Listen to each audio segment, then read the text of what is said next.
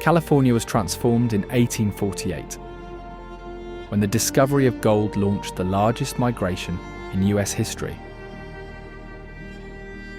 From empty ground, cities appeared in months, only to be abandoned when the dream collapsed. Remnants of that rush still survive, waiting to be explored.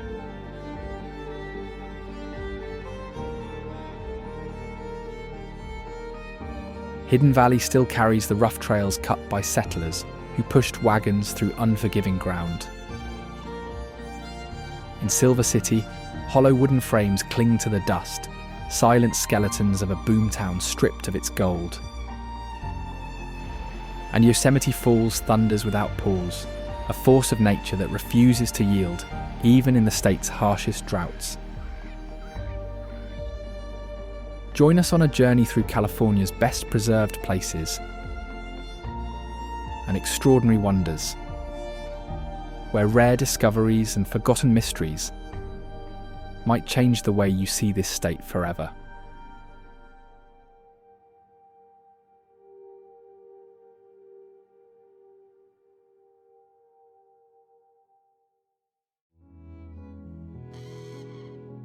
Cerro Gordo is found in the California's Inyo Mountains, where Mexican prospectors first searched for silver on what they called Fat Hill in the 1860s.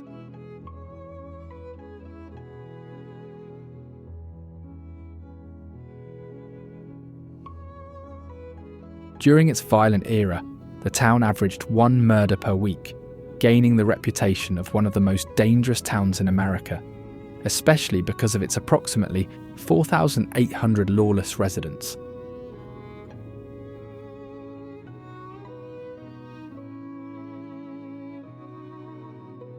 Miners had to sleep with sandbags in their bunks to stop stray bullets from killing them at night, as gunfights suddenly happened throughout the town's streets.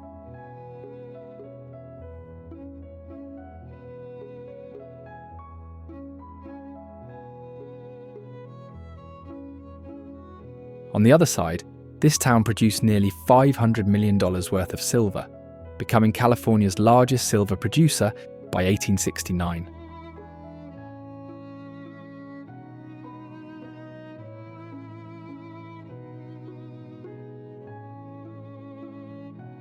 "30 Chinese immigrant miners were entombed alive in a collapsed mine shaft, and no one ever went down to retrieve their bodies."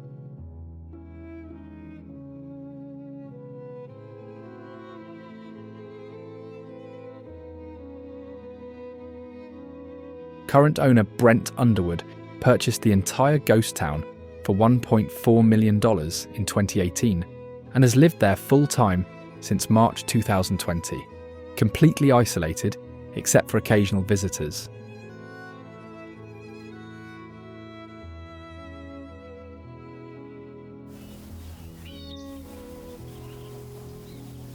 Joshua Tree National Park is a protected area known for its unique desert landscapes and distinctive plant life.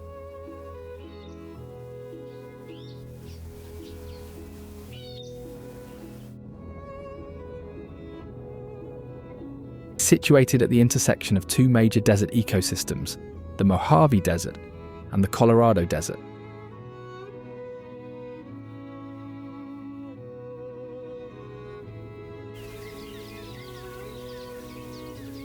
The park is named after the Joshua tree, a plant species that is native to the Mojave Desert.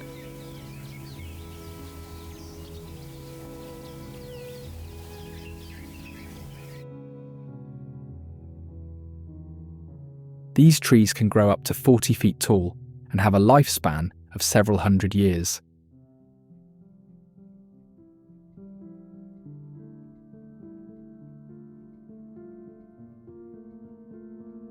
Historically, Native American tribes, including the Chemehuevi and the Cahuilla, have lived in the area for centuries, utilizing the land's resources for food, shelter, and medicine.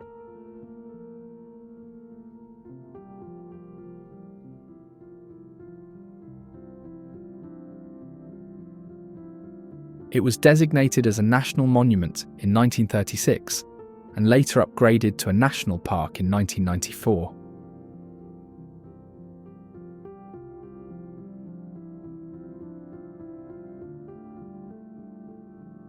One of the most recognizable plants in the park is the cholla cactus, particularly the teddy bear cholla.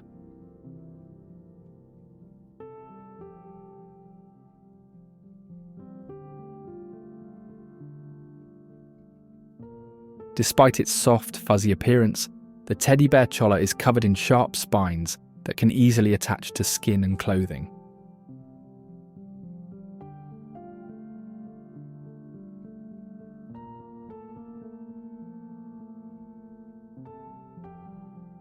This characteristic has earned it the nickname jumping cholla.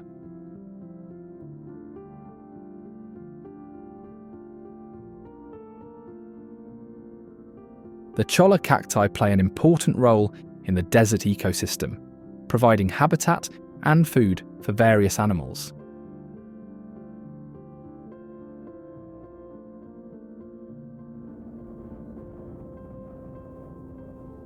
Hidden Valley is a well-known area within Joshua Tree National Park, offering a scenic loop trail that is approximately 1 mile long.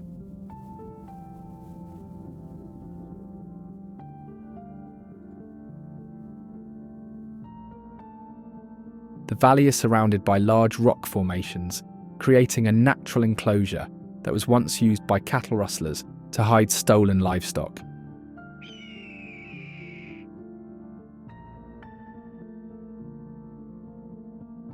Today, it is a popular spot for hiking, rock climbing, and photography.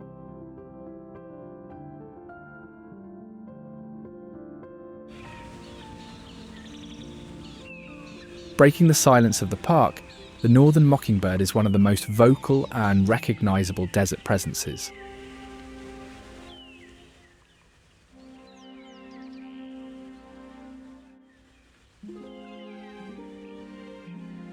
They sing almost continuously, often without stopping the entire night, making them impossible to miss for park visitors.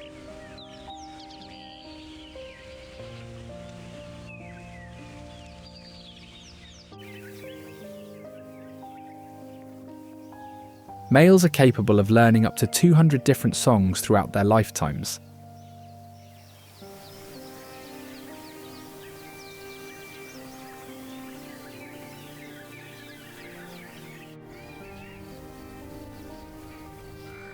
Unlike many desert birds that require frequent water sources, mockingbirds have adapted to survive in the dry area by efficiently using the park's hidden springs at their convenience.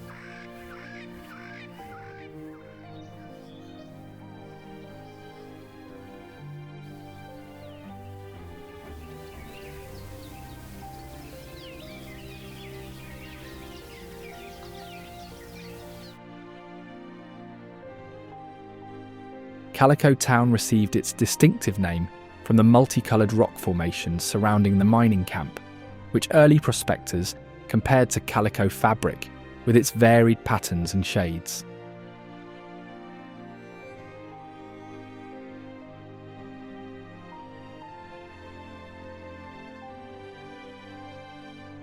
During its peak years, there were over 3,500 residents who worked the mountainside silver mines.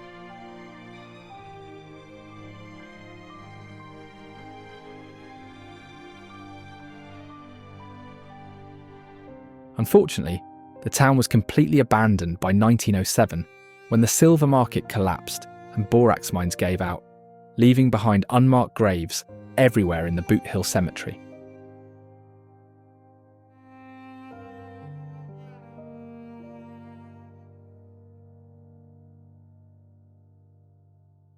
Walter Knott of Knott's Berry Farm purchased the abandoned settlement in 1950 and transformed it into California's official ghost town, though approximately half the buildings are original structures from the mining era.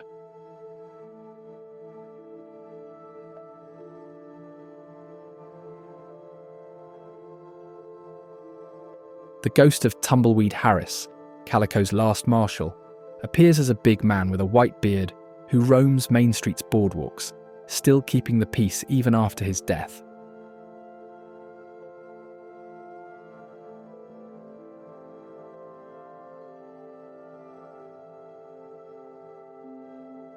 On July 24, 2001, a mysterious fire destroyed 5 buildings at 2:30 a.m., causing $1 million in damage, though investigators could never determine the exact cause despite suspecting aging electrical lines.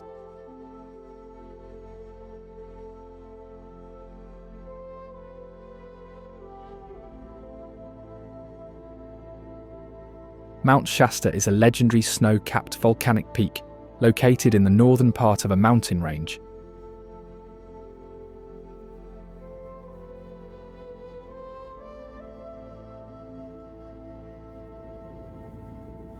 It is a dormant volcano, last erupting in 1786, and it remains an active area of geological study.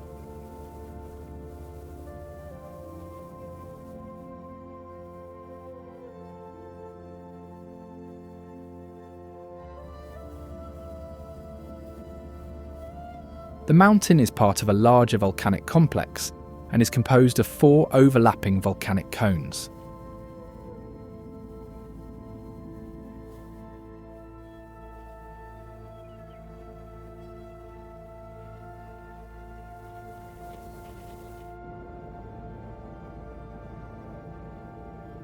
It is also home to several glaciers, including the Whitney Glacier, which is the longest glacier in the region.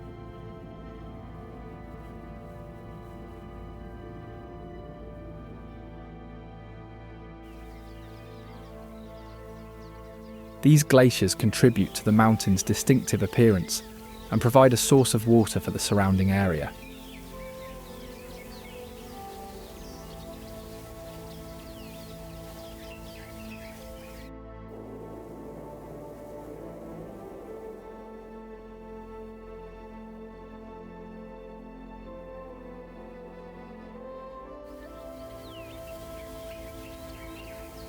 One of the small living souls that developed incredible cold tolerance in this mountain is the house sparrow.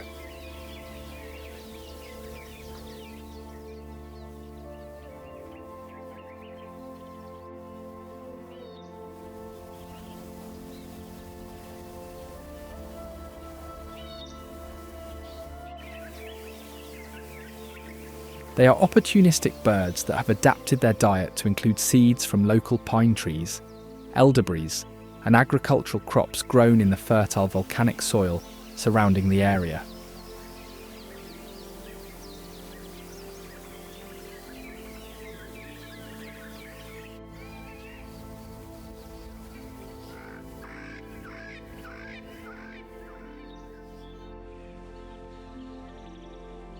House sparrows can recognize individual people, especially recalling threats. Around the mountain, they grow bolder with familiar humans, but stay alert near strangers.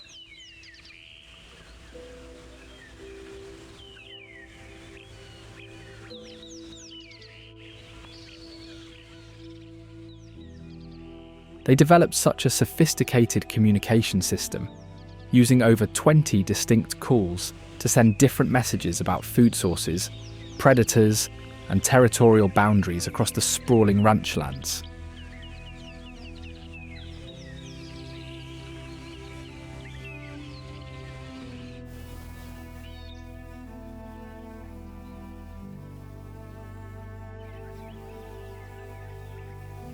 Forming complex winter hierarchies, the dominant birds roost in warm barns, while others take exposed spots in trees or sheds.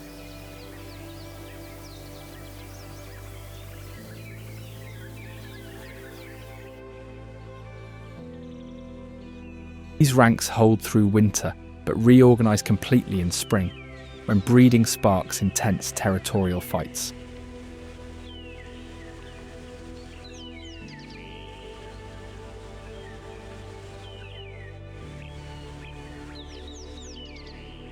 Their presence at this elevation represents one of the highest permanent house sparrow populations in Northern California.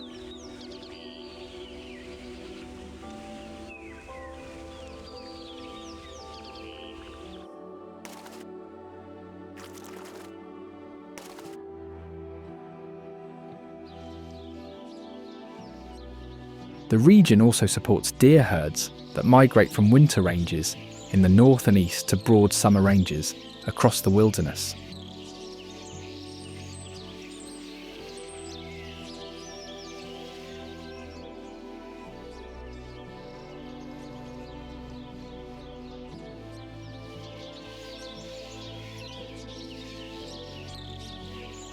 These deer face constant predation pressure from mountain lions, black bears, bobcats and coyotes, with recent arrival of grey wolves adding a new dynamic to the ecosystem.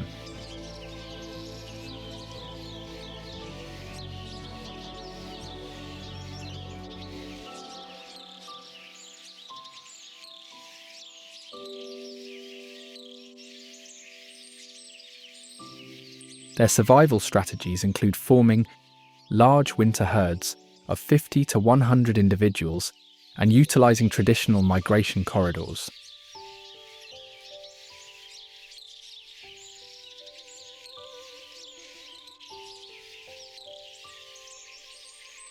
One of them leads to lake areas where they can feed on bitter brush and mountain mahogany.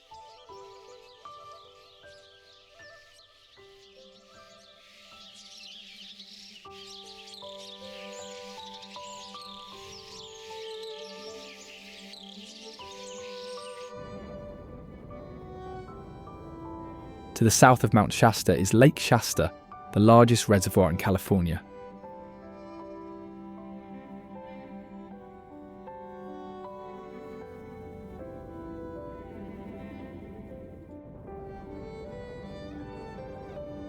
With a capacity of about 4.5 million acre-feet of water, it can hold enough water to cover the entire state of Connecticut.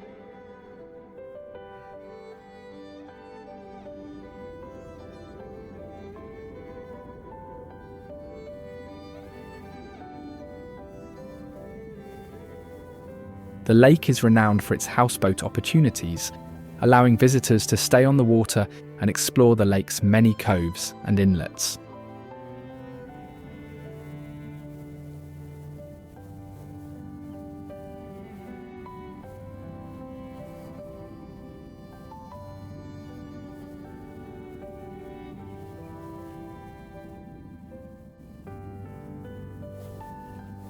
It is also a popular destination for a variety of recreational activities, including boating, fishing, water skiing, and swimming.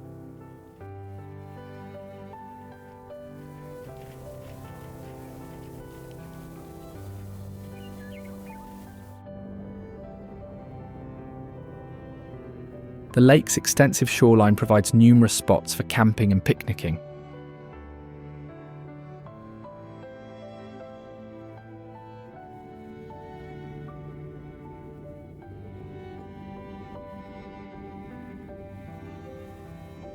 Additionally, it plays a significant role in flood control, storing water during the rainy season and releasing it gradually to prevent flooding downstream.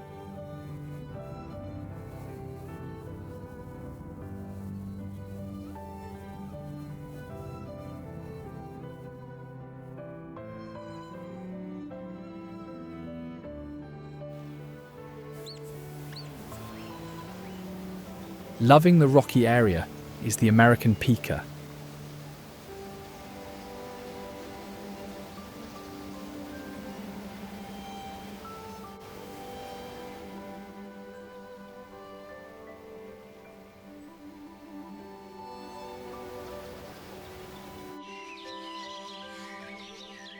These small, round-eared relatives of rabbits and hares have dense fur coats that allow them to survive in areas where snow persists for 8 to 9 months of the year.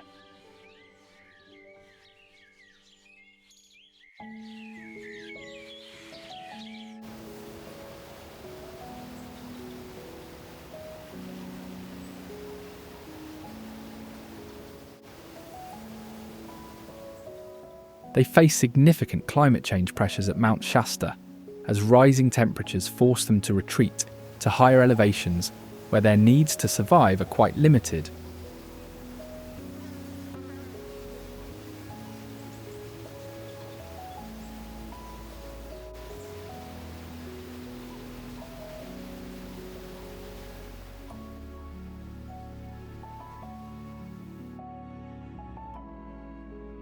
Shasta became one of the most violent and economically powerful mining settlements in Northern California during the Gold Rush era.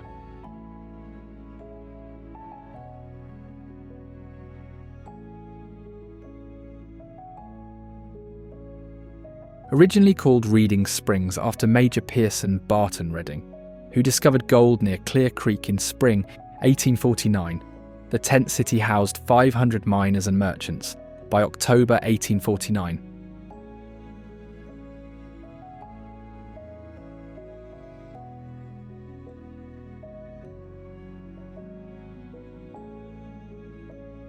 The name officially changed to Shasta on June 8, 1850.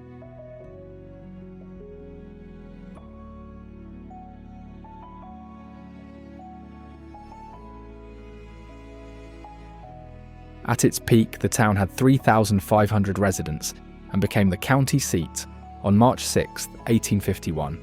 Just 1 year later, huge amounts of gold began flowing through Shasta. Over $100,000 in gold dust passed through. Every week between 1852 and 1857.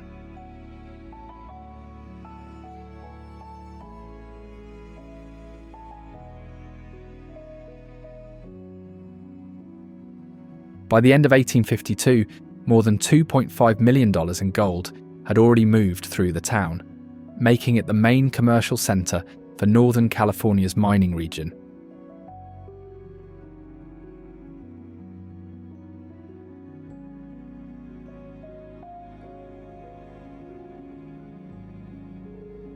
Alcatraz Island got its name in 1775 from Spanish explorer Juan Manuel de Ayala.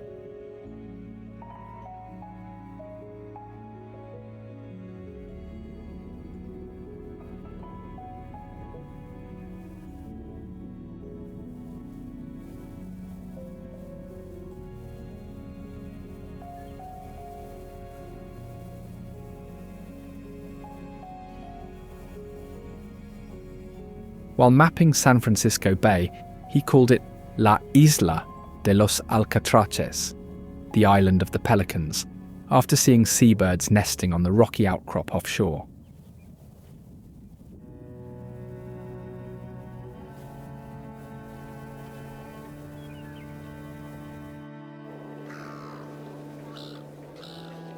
The name evolved from the Spanish Alcatraces, meaning pelican or strange bird, marking the first recorded European contact with this isolated landmass.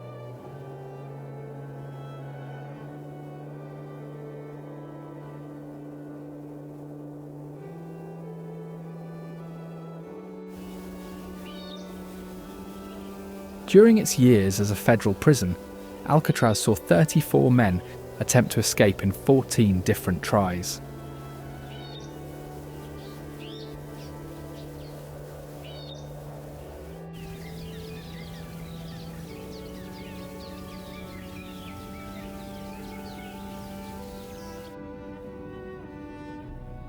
The most famous took place on June 11, 1962, when Frank Morris and brothers Clarence and John Anglin vanished into San Francisco Bay.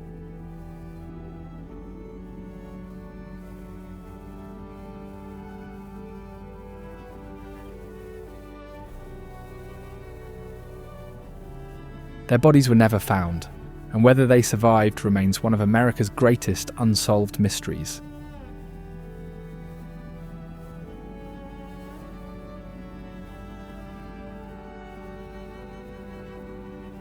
Alcatraz became part of Golden Gate National Recreation Area in 1972 and opened to tourists in fall 1973.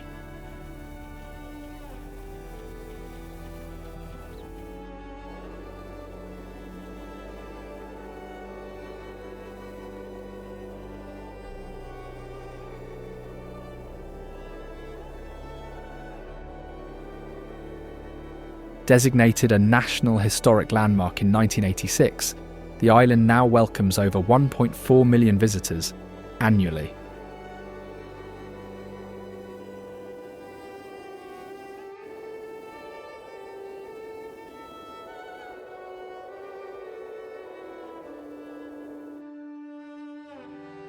Silver City emerged from the violent chaos of the Comstock Lode discovery in 1859, its name reflecting the gleaming deposits found near the narrow gorge called Gold Canyon.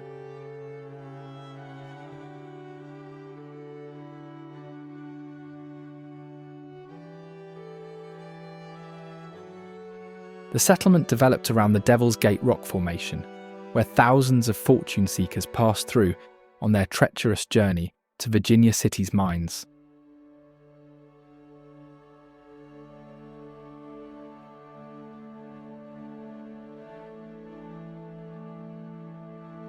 By 1861, Silver City had grown to about 1,200 residents. The town supported 4 hotels, numerous saloons, several boarding houses, and large stables for the animals that pulled ore wagons between the Comstock mines and the mills on the Carson River.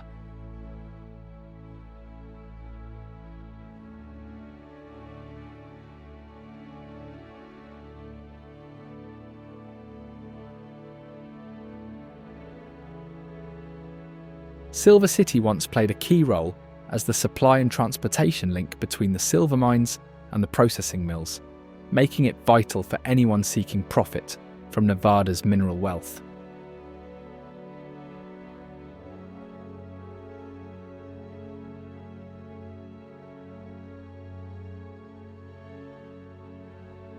Today, the population has dwindled to just 155 residents, a sharp decline from its height in 1861.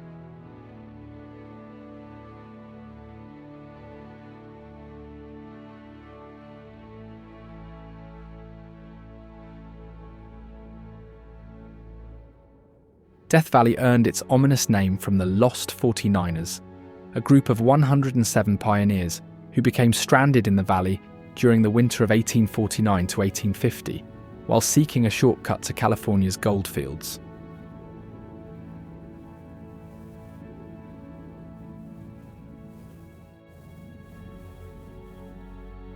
Though only one member of their party actually died in the valley, survivor William Lewis Manley later wrote that, upon their escape, someone looked back and declared, "Goodbye, Death Valley," cementing the grim moniker forever.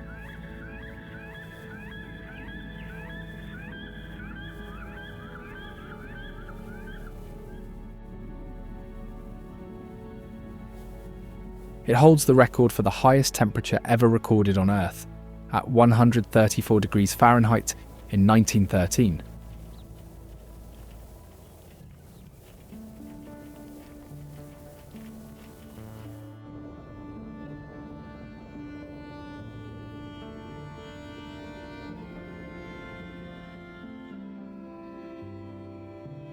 Summers are intensely hot, with temperatures often exceeding 120 degrees Fahrenheit, and it receives less than 2 inches of rainfall annually, making it one of the driest places in the world.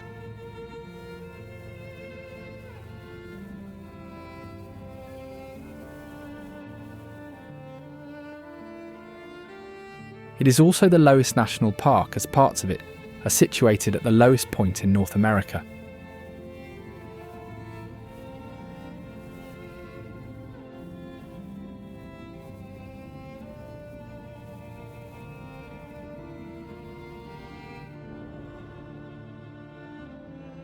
The Badlands got their name from French fur trappers who called them les mauvaises terres à traverser, or badlands to cross.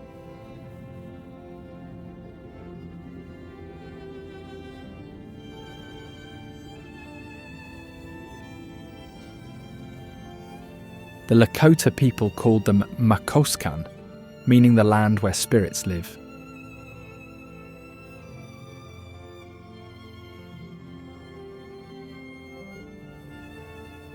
These rugged formations started forming about 75 million years ago, when a huge inland sea, the Western Interior Seaway, covered the area.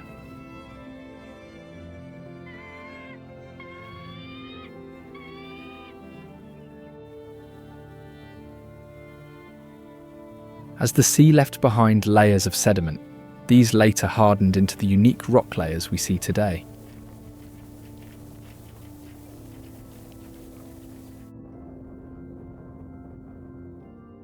This place holds one of the best fossil records on Earth from millions of years ago. Fossils include Titanotheres, saber-toothed nimrovids, and early three-toed horses.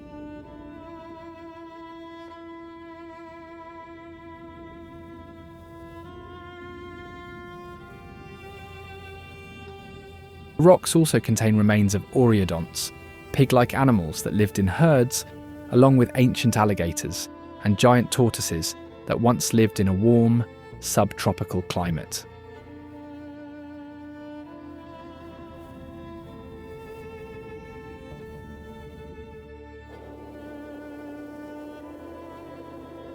The moving rocks phenomenon has tormented scientists and visitors for over a century, since prospector Joseph Crook first documented the mysterious trails at Racetrack Playa in 1915.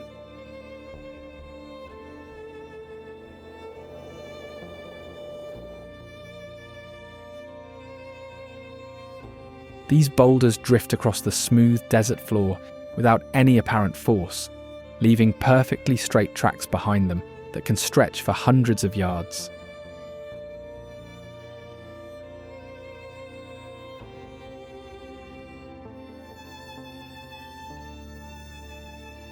No human ever witnessed the rocks in motion until 2014, creating one of geology's most perplexing mysteries that spawned theories ranging from supernatural forces to alien intervention.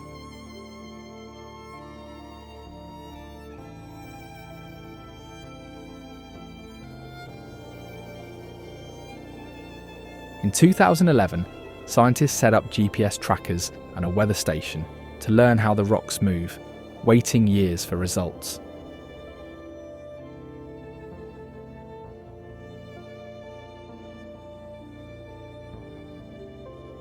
They found that after rare rain, thin ice sheets form at night, then crack in the morning sun and float across shallow water.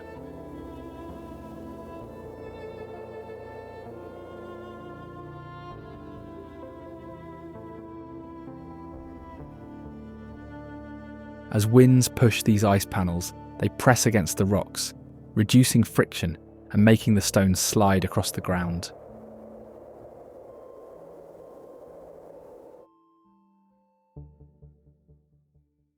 Badwater Basin got its name when a surveyor's mule refused to drink from the salty pool, leading to the belief the water was bad.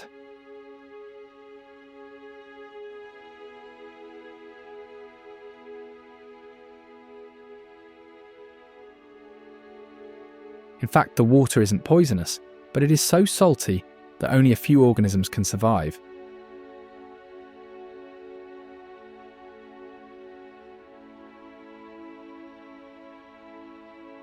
This extreme salinity is linked to its location as the lowest point in North America, 282 feet below sea level, where wide salt flats stretch toward the mountains.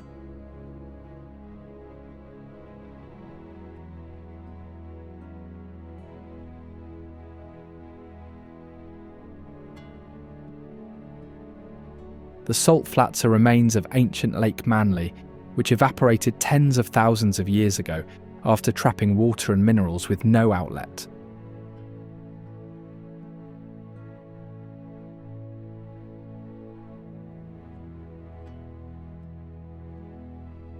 Because it collected water from across the Great Basin, the lake became rich in minerals, and its evaporation left thick salt deposits.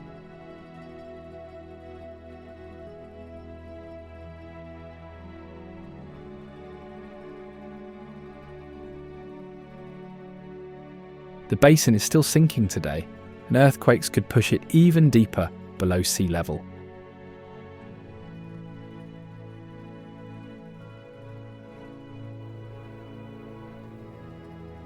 The mesquite flat sand dunes are named after mesquite trees that keep growing upward as winds bury them, reflecting the harshness of Death Valley, where pioneers once struggled to survive.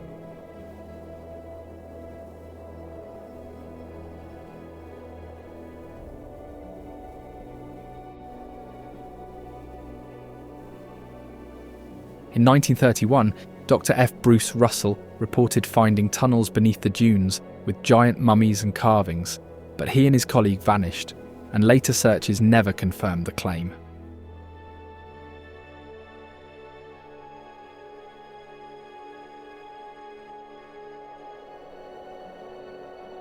Today the dunes keep shifting as storms move sand from nearby mountains, with the largest grains forming the tallest star dunes.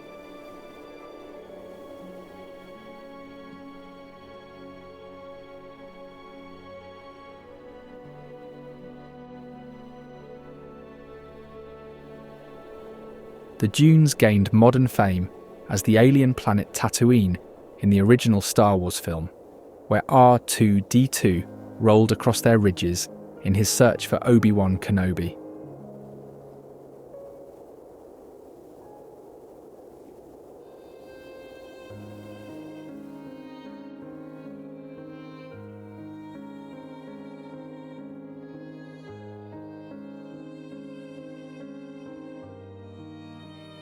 Just beyond the Mesquite Flat sand dunes, the skeletal remains of Harmony Borax works rise from the desert floor like tombstones of an industrial graveyard.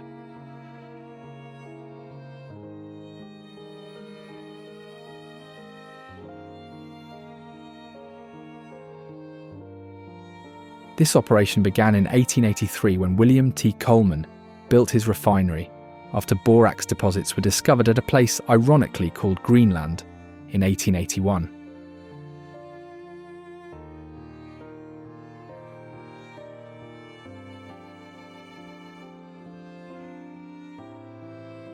The plant employed 40 men who produced 3 tons of refined borax daily, while Chinese workers gathered the impure cotton ball minerals from the valley floor in one-horse carts.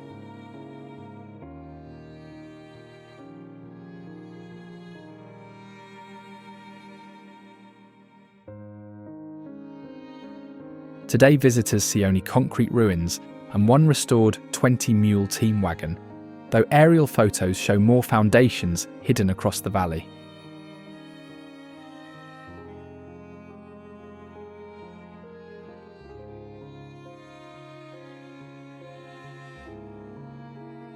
The site was added to the National Register of Historic Places in 1974 to protect the last traces of an operation that once relied on many skilled workers in this harsh land.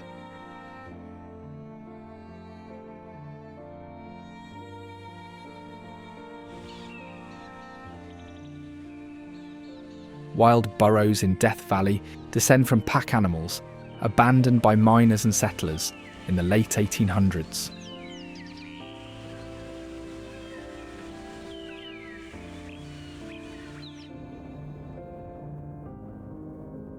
Burrows originally came to the Americas with Spanish explorers after Columbus's voyages, and later miners and ranchers used them throughout the West.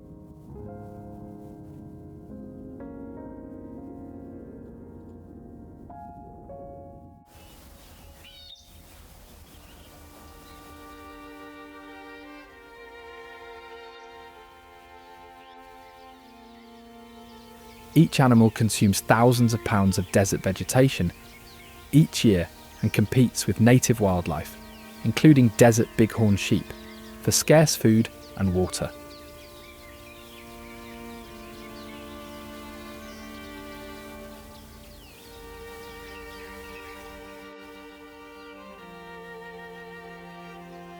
Between 1990 and 2005, the National Park Service carried out major removal programs, relocating thousands of burrows, but the effort stopped due to funding cuts.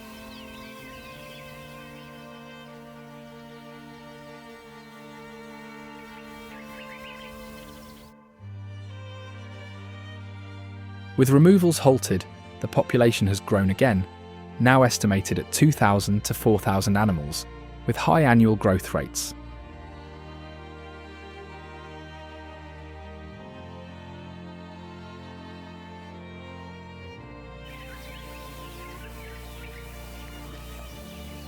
Burrows can live about 25 years in the wild and are known to remember water sources across large distances.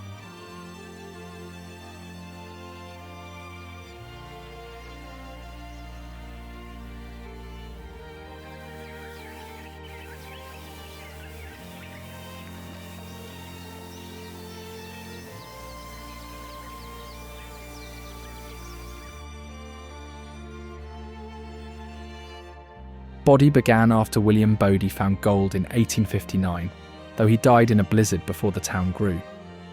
The real boom came in 1876, when a rich gold vein was discovered, and by 1880, more than 10,000 people lived there.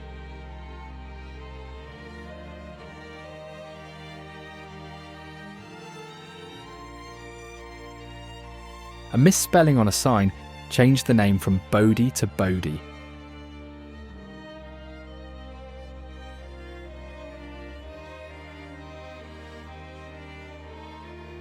Bodie Standard newspaper reported that the town averaged 1 killing per week during its peak years, with most deaths resulting from gunfights over mining claims, gambling disputes, or simple drunken arguments.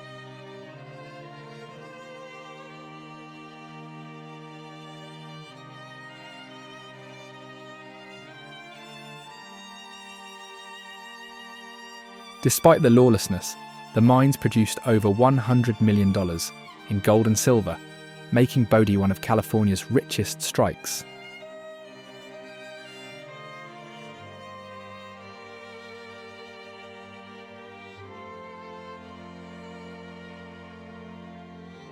Today, Bodie exists as a state historic park, preserving approximately 200 structures in arrested decay, where buildings remain exactly as they were when the last residents departed.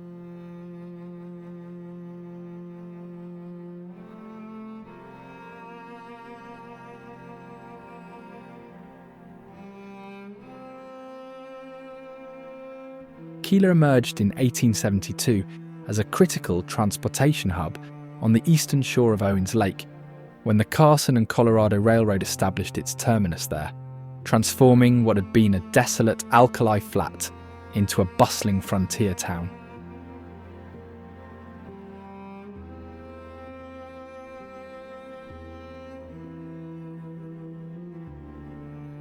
The town took its name from Julius Keeler, a mine superintendent who recognized the strategic importance of the location for shipping silver ore from the nearby Gordo mines.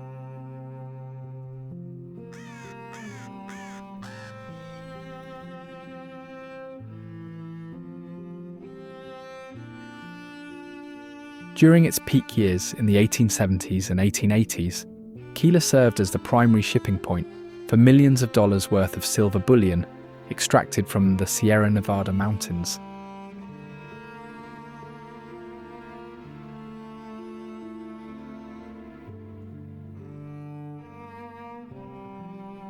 Everything changed catastrophically when Los Angeles began diverting water from the Owens River in 1913, gradually draining Owens Lake and eliminating the steamship operations that sustained Keeler's economy.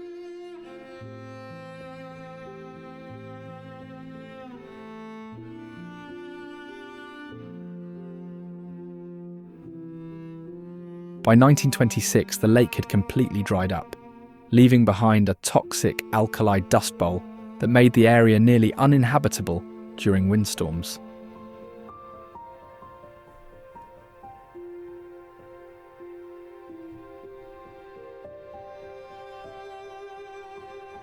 The railroad abandoned its operations, and most residents fled, leaving behind a ghost town surrounded by one of the worst air pollution sources in the region.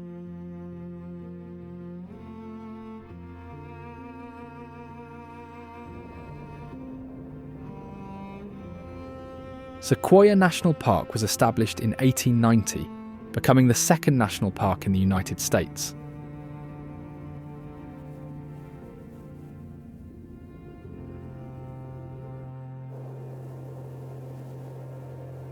In the late 1800s, people tried cutting them for lumber, but the wood splintered easily, and many giants broke apart before reaching sawmills, a waste that fueled public demand to protect them.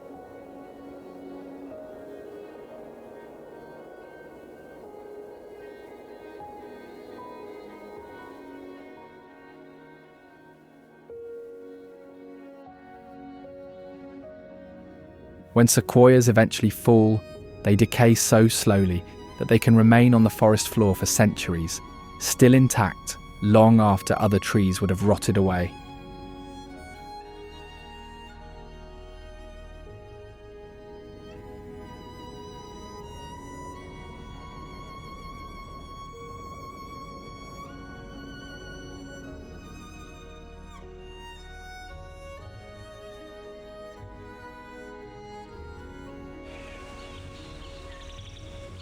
The park is most famous for its giant sequoias, some of the largest and oldest living organisms on the planet.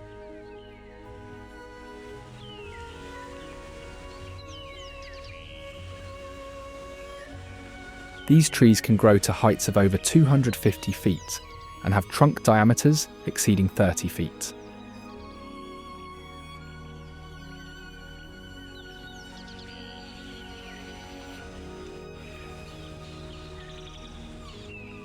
The General Sherman tree, located in the park, is the largest tree on Earth by volume and is estimated to be around 2,200 years old.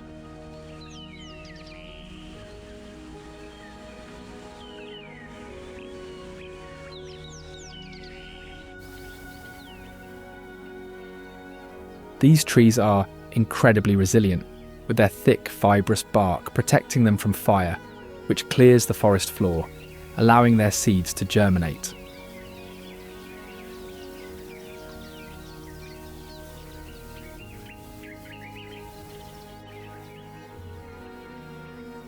This natural cycle has been disrupted in recent decades, leading to increased efforts to manage controlled burns in the park.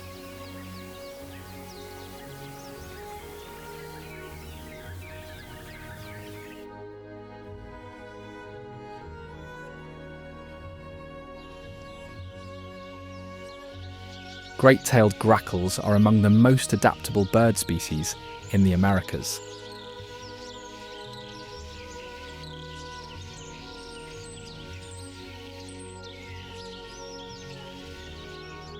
They eat insects, seeds, fruit, small vertebrates, and even human food scraps.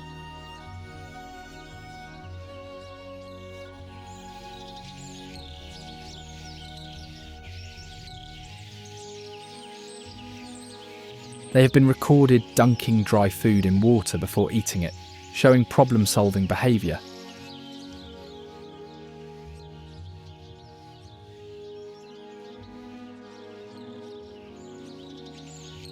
In farming areas, they sometimes damage crops like corn, but they also control pest insects, creating a complex relationship with humans.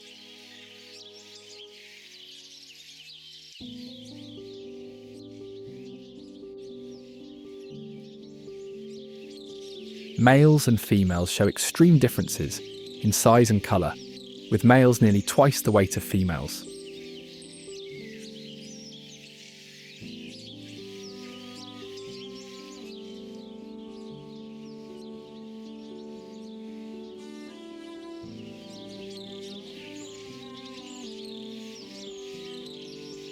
This sexual dimorphism is linked to their social structure, where males often compete for harems of females.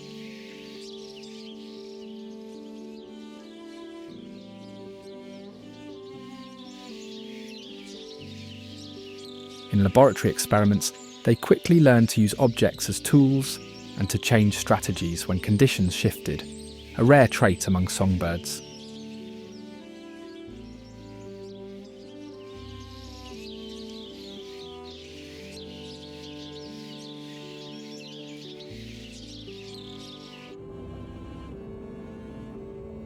Moro Rock is a massive granite dome in the park, reached by a staircase of more than 350 steps, carved directly into the stone during the 1930s.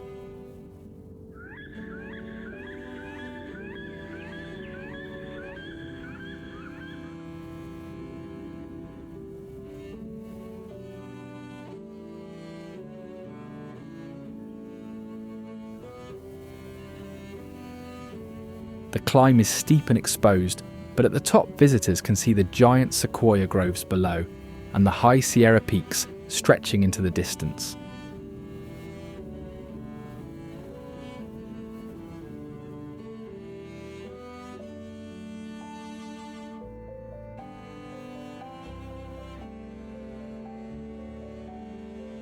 The dome is also notorious for frequent lightning strikes, and during storms the metal railings on the stairway have been known to deliver shocks, reminding climbers just how alive the mountain really is.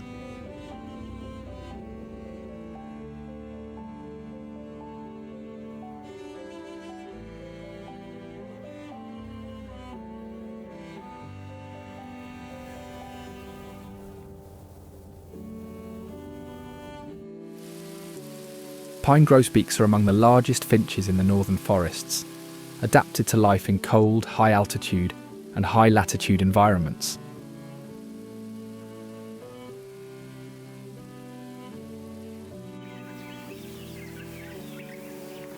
They feed mainly on buds, seeds and fruits, with a strong preference for mountain ash berries in winter.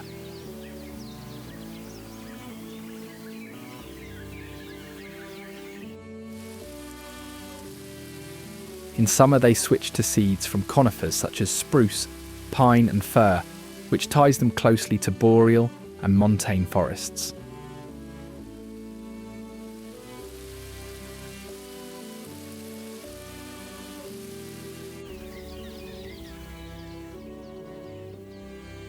American dippers are the only aquatic songbirds in North America.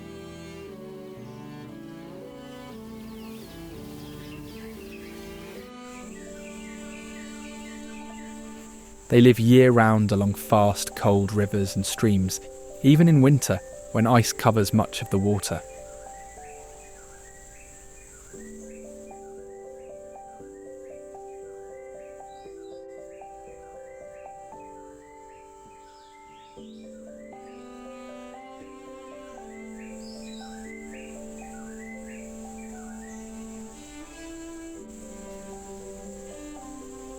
Like other songbirds, they dive directly into rushing streams and walk along the bottom using their wings for balance, hunting aquatic insects, larvae, and even small fish.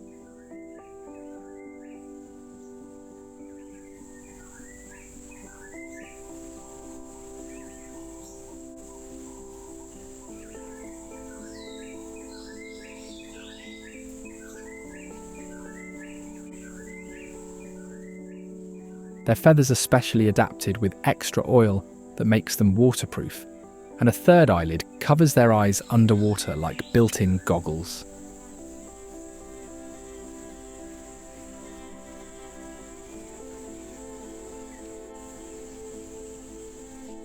They also have flaps that close their nostrils so they can open their beaks while submerged.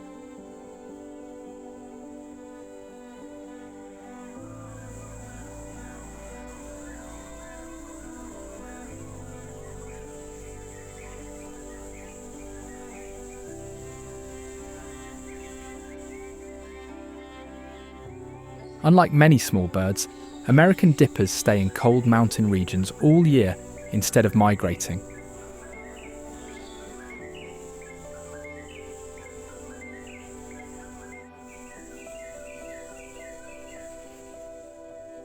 In the Sierra Nevada and forests of the Pacific Northwest, they remain active even in the coldest months, bobbing up and down on rocks before plunging back into icy water.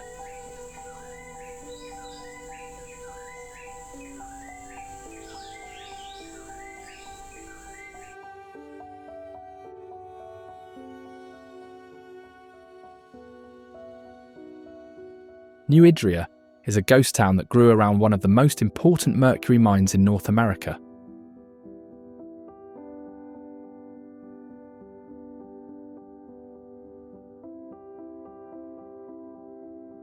The mine began operating in the 1850s, when mercury was essential for extracting gold and silver.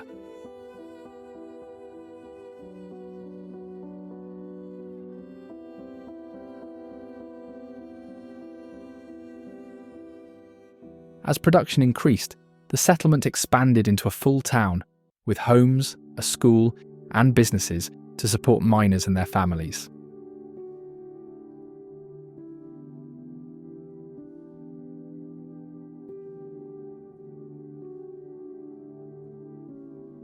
By the late 19th century, New Idria ranked among the largest quicksilver producers in the world, and for more than a century, it continued to supply huge amounts of mercury before closing in 1972.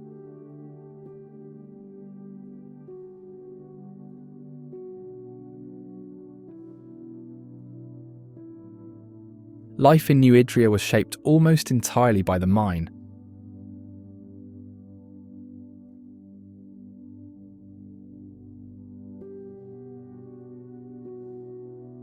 The company owned the houses, the store, and even the medical facilities, which meant that workers and their families depended on it for nearly everything.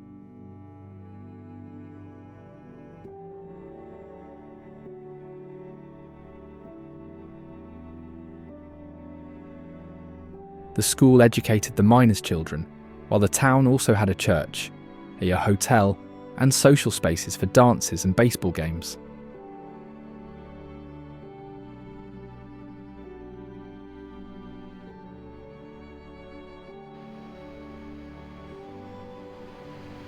Fed by underground springs, McArthur-Burney Falls releases approximately 100 million gallons of water daily, even during dry seasons.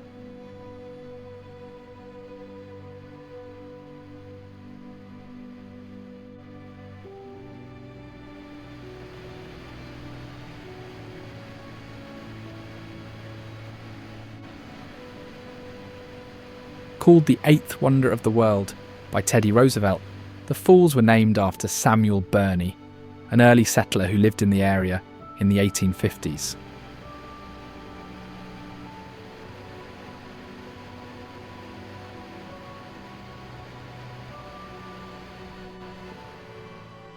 The water at the falls is exceptionally clear, with visibility often exceeding 30 feet.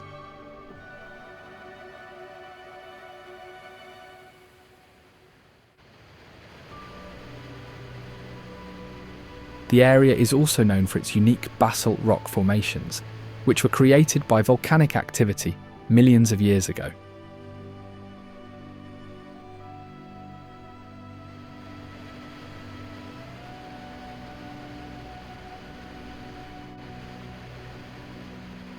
The park surrounding the falls offers trails, camping areas, and access to a nearby lake.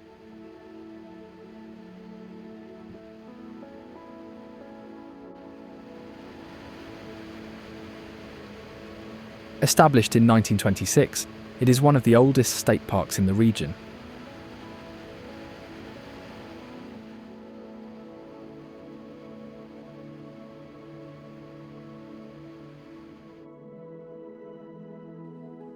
River otters can dive as deep as 18 metres and stay underwater for up to 8 minutes, far longer than most people expect from a mammal their size.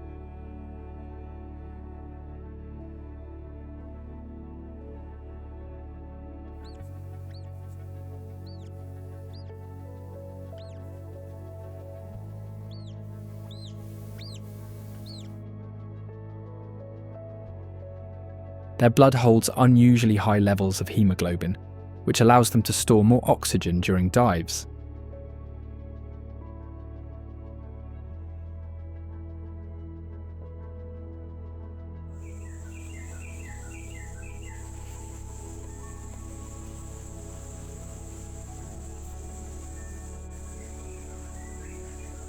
They can also close both ears and nostrils at will, turning their sleek heads into almost watertight vessels.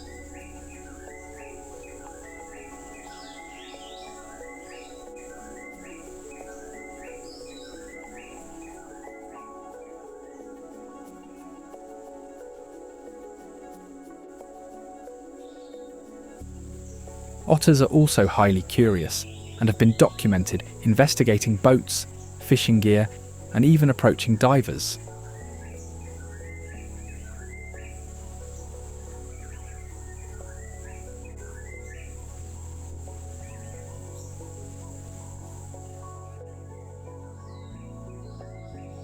Their playful nature is not limited to their own kind. Some have been seen teasing other animals, such as sliding toward ducks just to watch them scatter.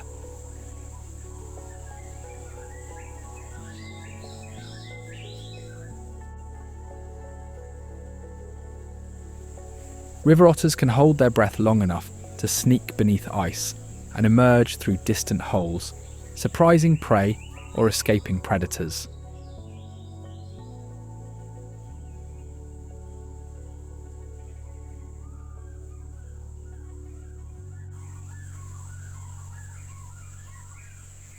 In winter, they are known to use frozen rivers as playgrounds, sliding repeatedly across the ice for no reason other than play.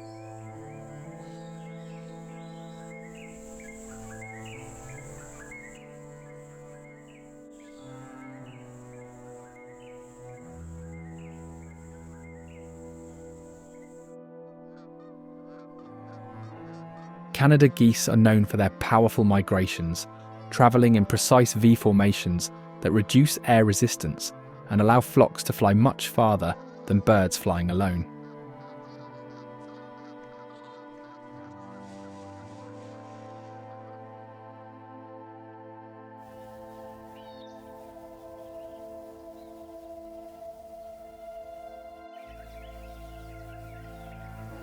Each goose takes turns leading the formation, dropping back when tired, while others move forward, creating a cooperative system that lets the whole group conserve energy.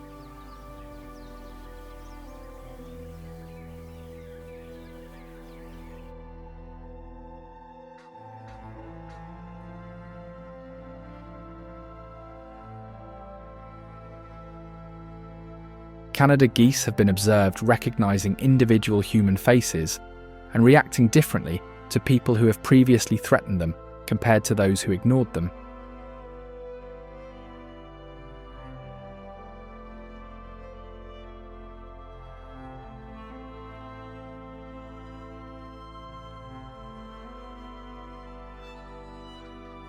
They also display remarkable memory, often returning not just to the same lake or marsh, but to the very patch of ground where they hatched.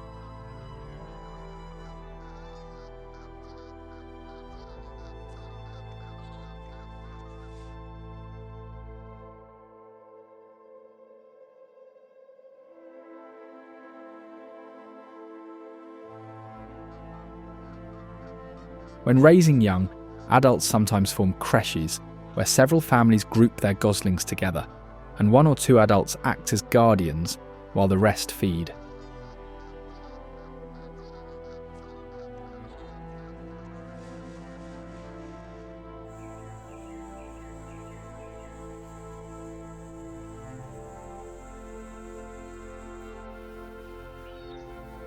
In rare cases, parents adopt goslings from other families, raising them as their own.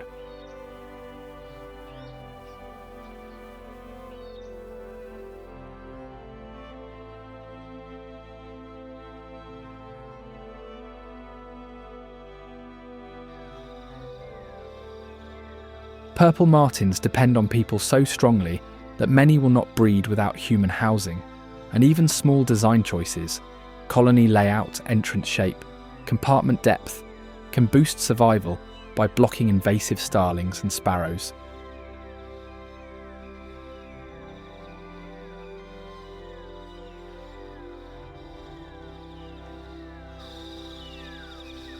They favour open areas near water, where flying insects concentrate over wetlands, swamps and meadows, matching their all-in-the-air hunting style.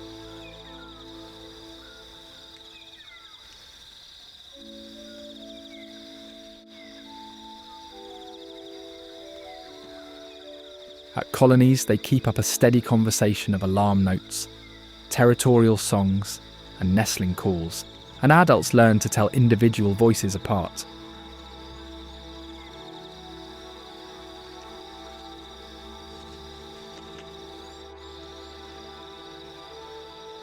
They also show cooperative breeding. Non-breeding birds help defend nests and sometimes feed young that are not their own.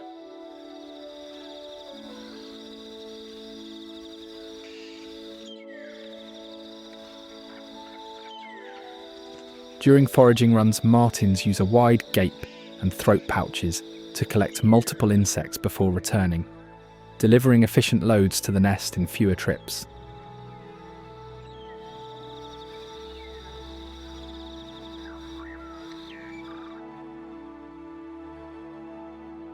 Found in the desert, Goffs ghost town was a key stop for the Santa Fe Railroad in 1883.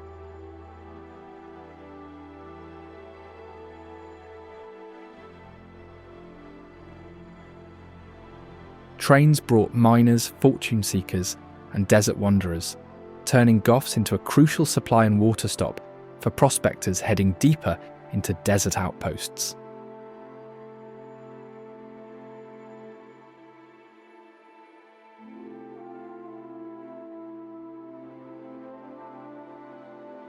During World War II, Goffs transformed into a desert training ground where thousands of soldiers exercised in extreme heat.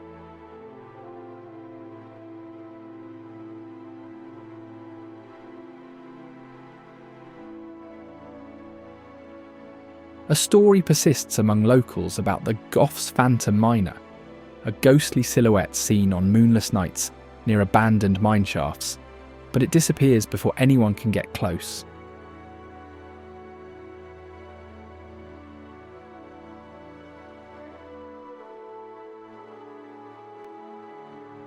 Now Goffs consists of a few preserved structures and rusty artefacts, maintained by volunteers and used for historical tours and desert research.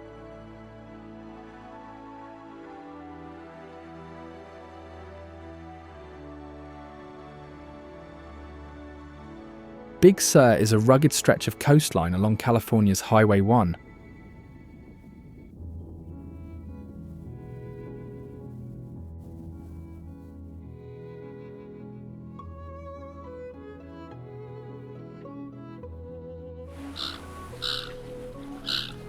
The terrain is characterized by rocky cliffs, redwood forests and open meadows.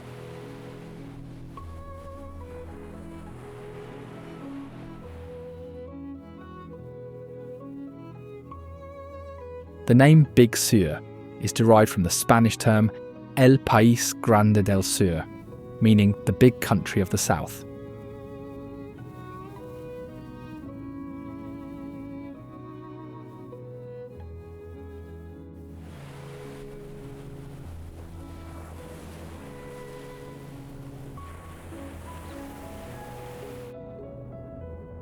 It originally referred to the vast, relatively unexplored region south of Monterey.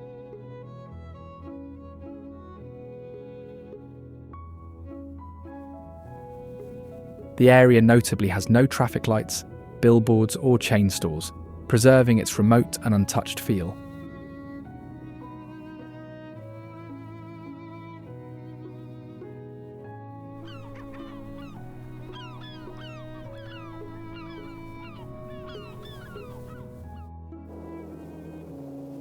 One of the most iconic structures in Big Sur is the Bixby Creek Bridge, located along the Pacific Coast Highway.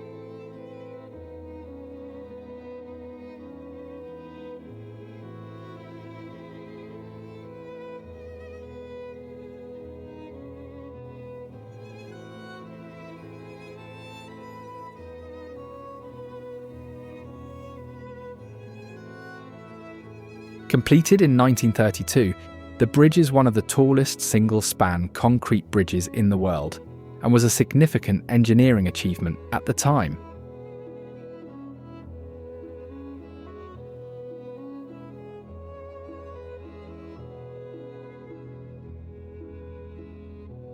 It was built as part of a larger effort to connect the region via Highway 1, which was fully finished in 1937.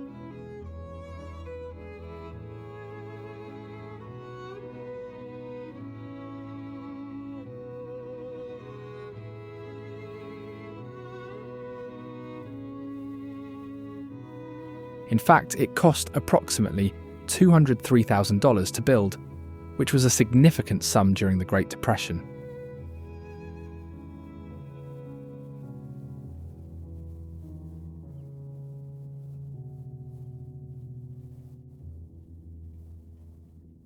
Its graceful single-arch design was chosen to withstand the strong winds and seismic activity common in the area.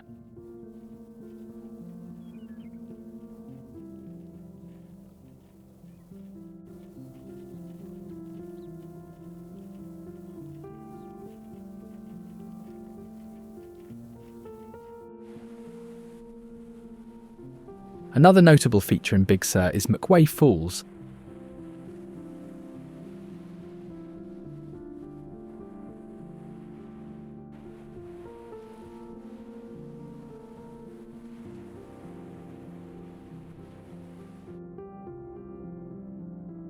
This 80-foot waterfall is unique because it flows directly onto a secluded beach along the Pacific Ocean.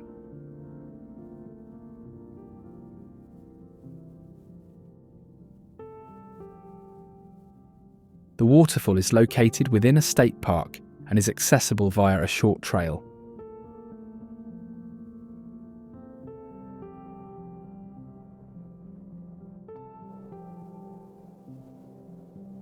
The area around McArthur-Burney Falls was once part of a private estate, but it was donated to the public in the 1960s.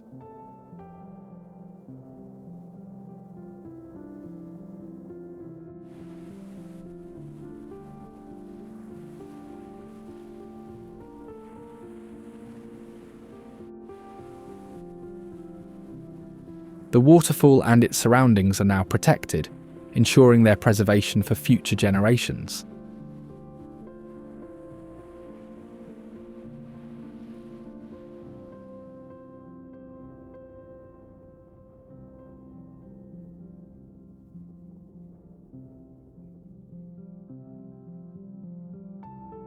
The sea otters of Big Sur play a direct role by sharing food sources in the kelp forests, sometimes even competing for prey like crabs and fish.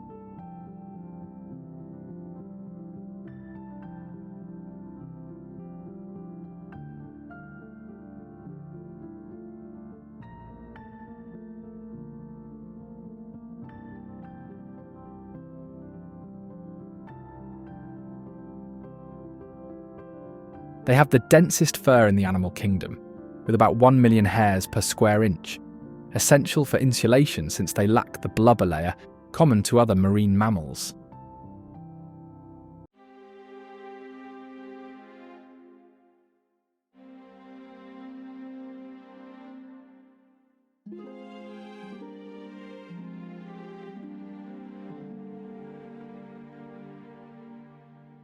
Their mating style is polygynous, meaning males compete for territory, and females.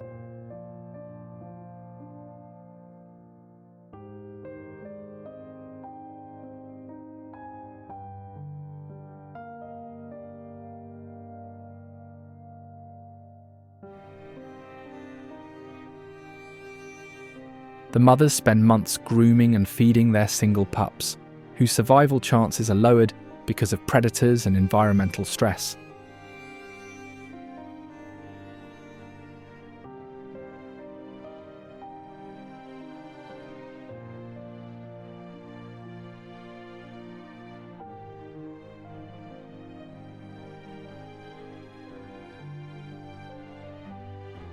Unfortunately, all of them face significant dangers in Big Sur, including being bitten and killed by white sharks and killer whales, plus pollution and warming waters, which makes survival harder as everything changes.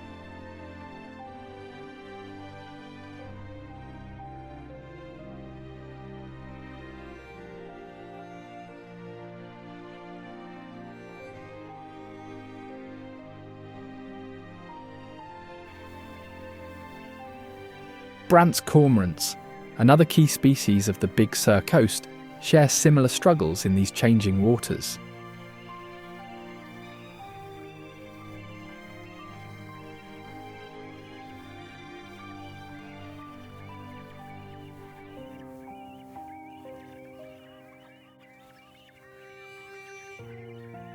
They dive more than 200 feet to catch fish, using the rich coastal waters that bring up food.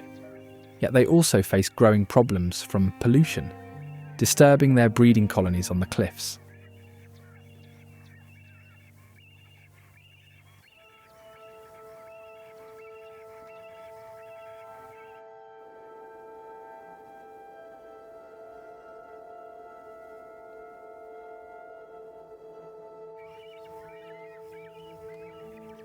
But they continue to fight and adapt. So despite their clumsy movement on land, these birds are agile swimmers and divers, spending much of their time far out at sea, but always returning to coastal nests to raise their young.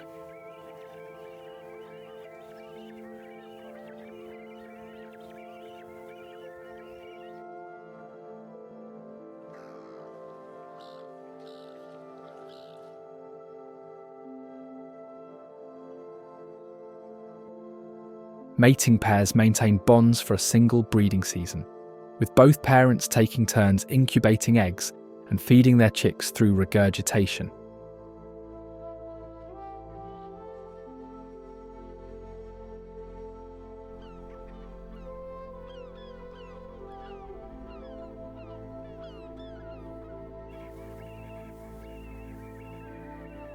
Both parents continue to protect the young during this fragile time, helping them survive in their tough world.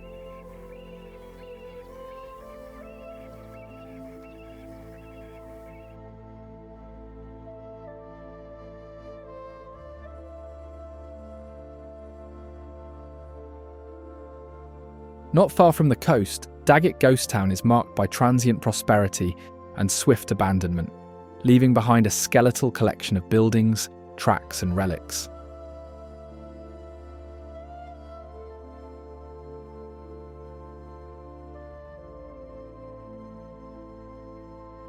The beginning of its story is in the 1880s, as Calico Junction, a railroad supply station for the booming silver mines in the nearby Calico Mountains.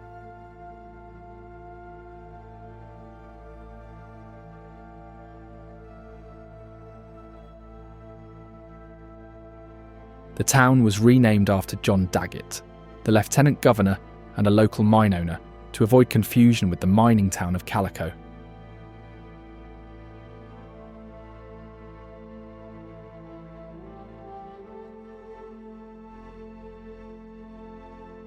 Today, a community with fewer than a few hundred residents lives here, keeping the town's presence against the desert, with living souls among the ghosts of miners who never left.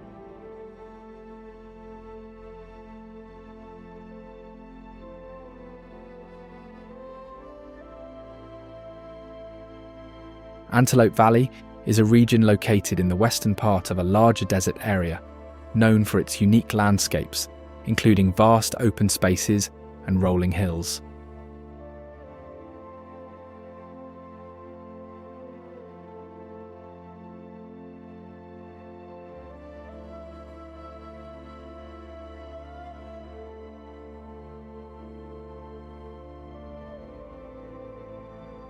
One of the most notable features of Antelope Valley is the Antelope Valley, California Poppy Reserve.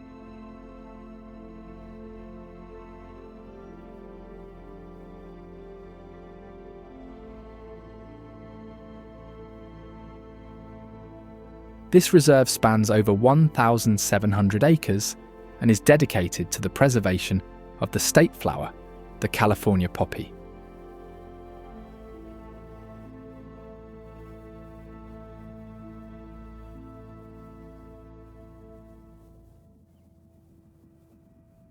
Each spring, the hillsides are often covered in vibrant orange poppies and a variety of other wildflowers and native plants.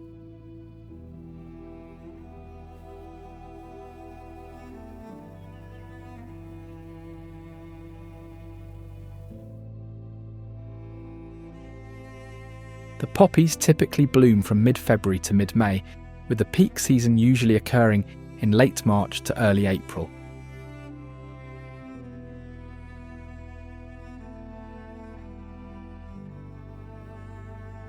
The exact timing and intensity of the bloom depend on rainfall and temperature conditions.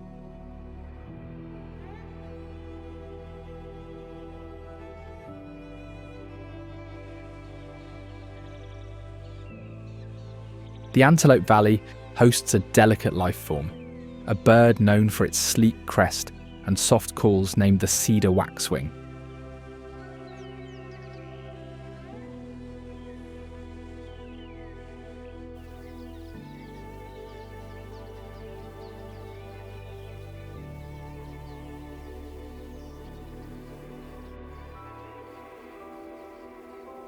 They have such a well-developed sociable nature.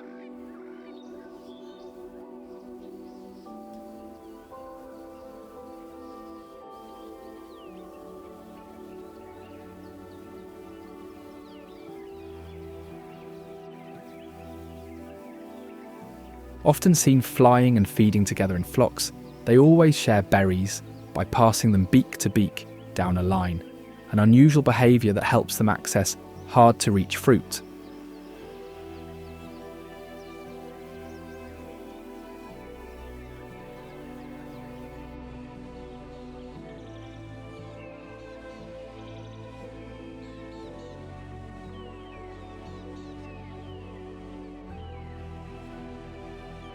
Their adaptation to the area depends mostly on the availability of fruits, which make up about 70 to 90% of their diet, all year.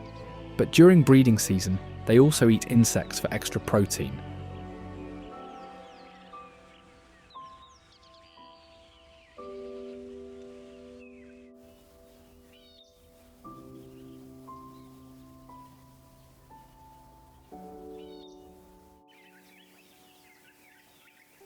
Despite habitat changes, their population remains large and stable, estimated at around 64 million, making them one of the most successful fruit-eating birds on the continent.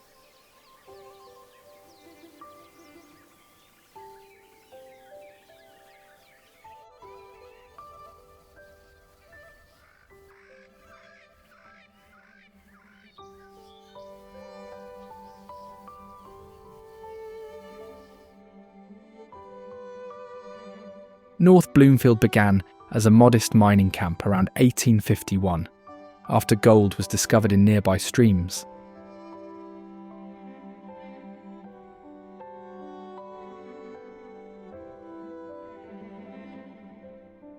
It was originally named Humbug, referring to the initial disappointments miners faced, as many who came searching for gold left empty-handed and frustrated.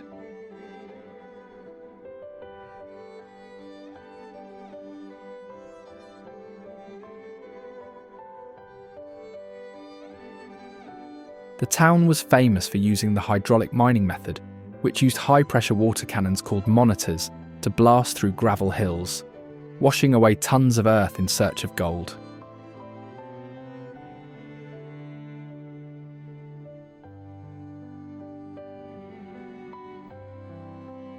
This method made some people rich, but it also caused huge damage by filling rivers with debris and ruining farmlands downstream.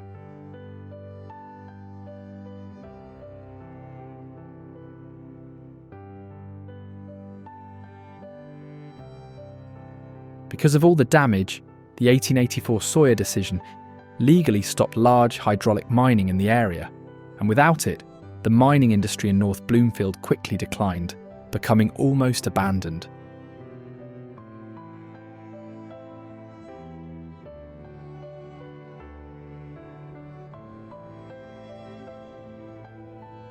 The Monterey Bay National Marine Sanctuary is one of the largest marine protected areas in the world, located along California's coast.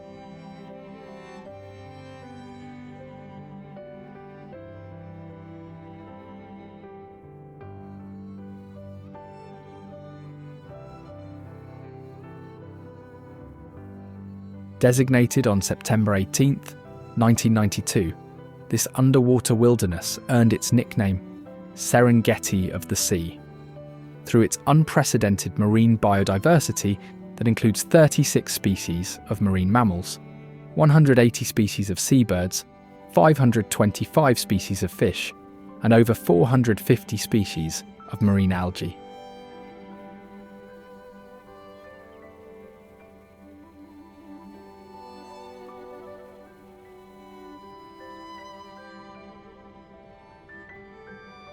During certain seasons, the sanctuary experiences red tide events caused by bioluminescent dinoflagellates that create spectacular blue-green light shows in breaking waves while simultaneously producing neurotoxins deadly to marine mammals and seabirds.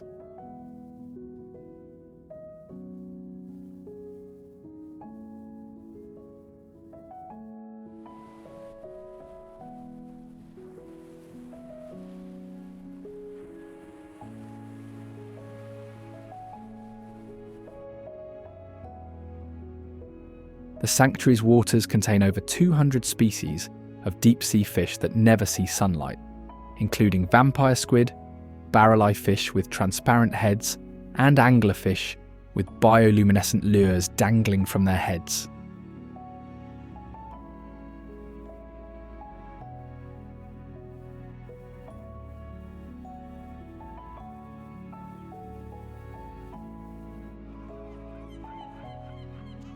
Bird Rock is a small, rocky island located within the sanctuary.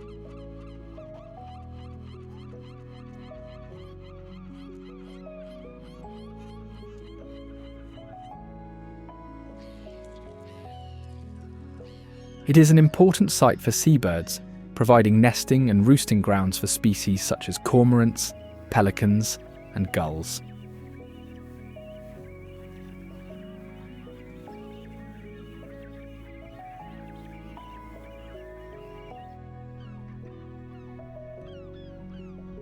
The rock is covered in guano, which supports plants and invertebrates adapted to the nutrient-rich environment.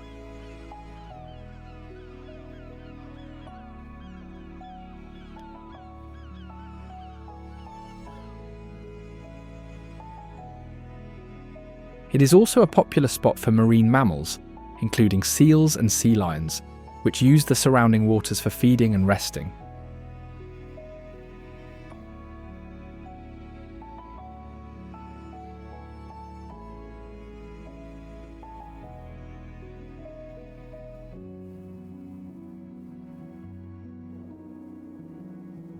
Bird Rock is home to both harbour seals and California sea lions, which haul out of the water to rest and avoid predators.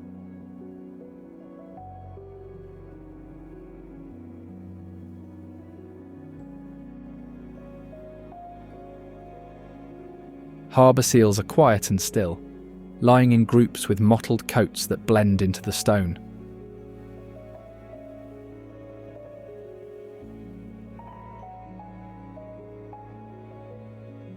They lack ear flaps and move by wriggling, and in spring the rock serves as a nursery where mothers raise their pups.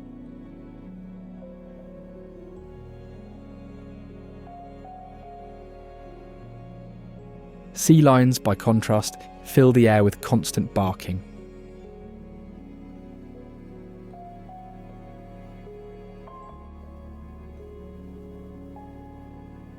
Social and agile, they climb across the ledges, and in breeding season, males, called bulls, gather harems of females in noisy displays of power.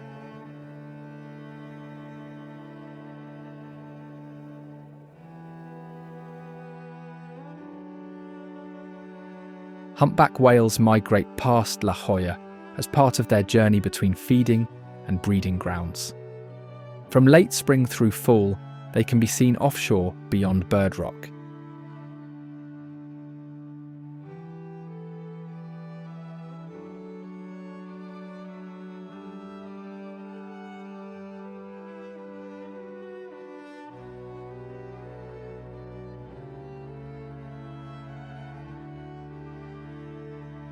They breach, leaping out of the water, a behaviour thought to signal, dislodge parasites, or display strength.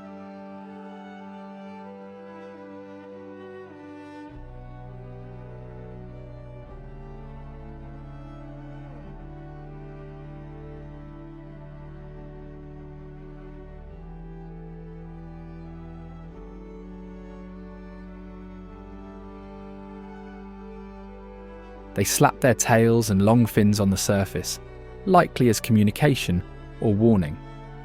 When feeding, groups cooperate to drive anchovies and sardines into tight schools, making it easier to lunge through and swallow large amounts at once.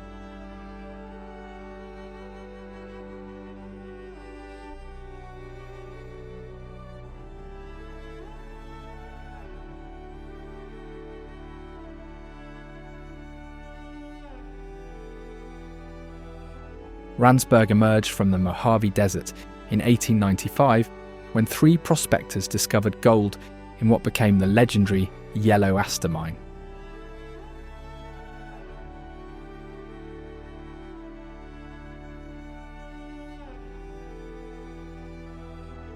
The town takes its name from the Rand mining district in South Africa, chosen because the mineral formations resembled those found in the famous Witwatersrand goldfields.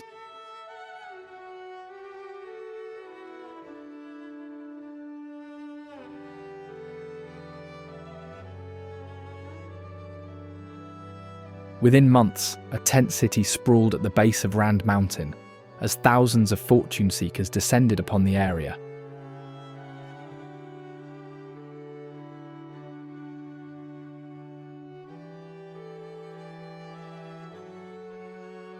The Yellow Aster Mine produced over $25 million worth of gold during its peak years, transforming the dusty camp into a thriving community of 3,500 residents by 1897.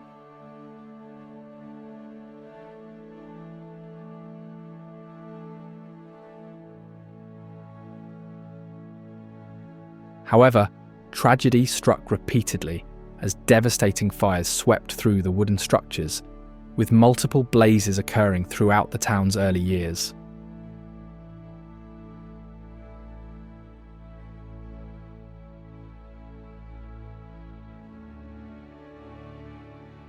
What makes the town's beginning particularly remarkable is that desperate miners initially ground their ore by hand just to scrape together the $1.60 claim filing fee.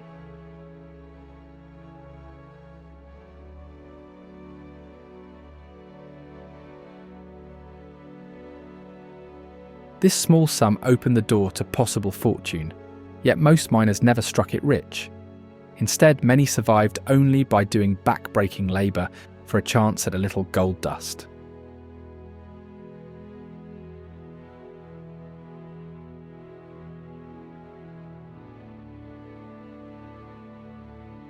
The Winchester Mystery House began as a simple 8-room farmhouse that Sarah Winchester purchased in San Jose in 1884, then transformed into a mind-bending architectural labyrinth through 38 years of non-stop construction.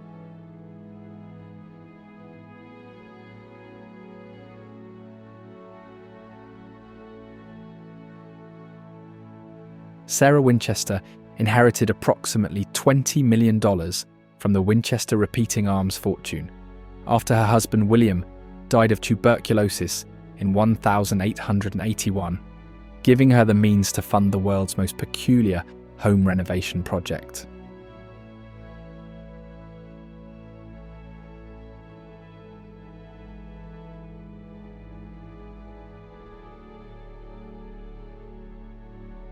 Construction workers laboured around the clock every single day except Christmas and the day of the 1906 earthquake, with Sarah providing new building instructions each morning after allegedly consulting spirits through nightly seances.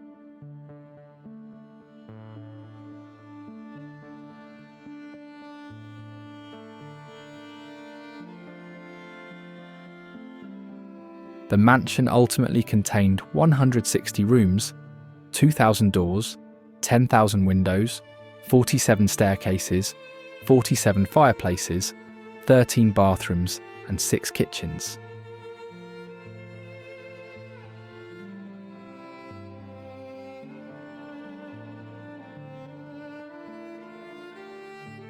Sarah's obsession with the number 13 permeates the house through 13 bathrooms, 13 windows in the 13th bathroom, 13 hooks in the seance room, and 13 drain holes in the Hall of Fires.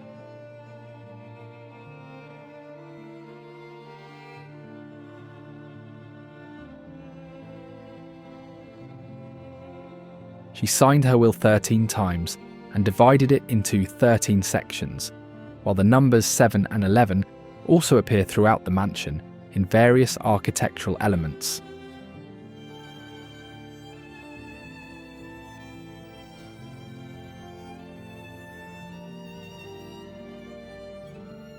The house cost $5.5 million to build in 1922, equivalent to approximately $71 million today.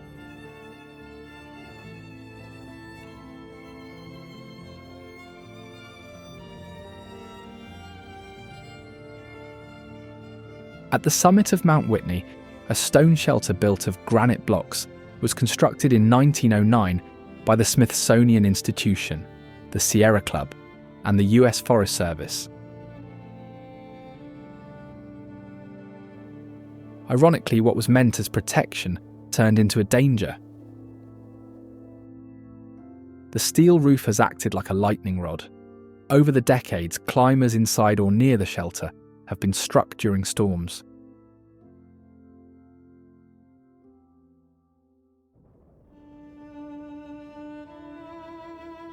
Near Mount Whitney lies the Alabama Hills, a distinctive area known for its rounded rock formations and arches.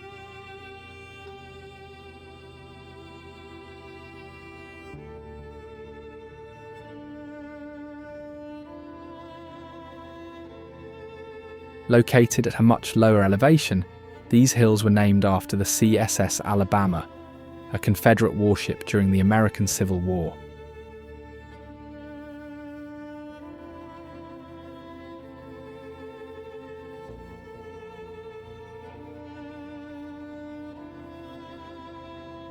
Local miners who supported the Union named the hills in 1863 after hearing about the ship's exploits.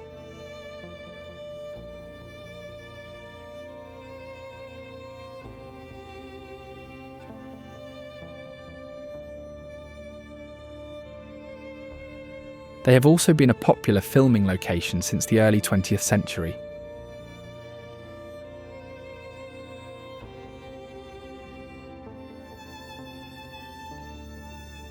Over 400 movies, TV shows and commercials have been filmed here, including classics like How the West Was Won and more recent films like Iron Man.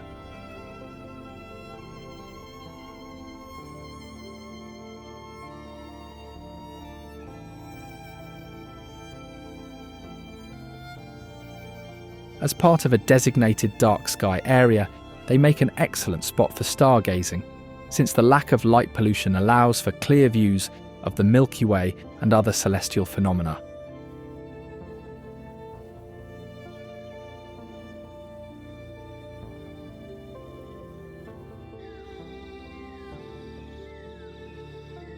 Blue jays are North America's most enigmatic avian masters of deception and intelligence, carrying a bizarre secret within their seemingly blue plumage.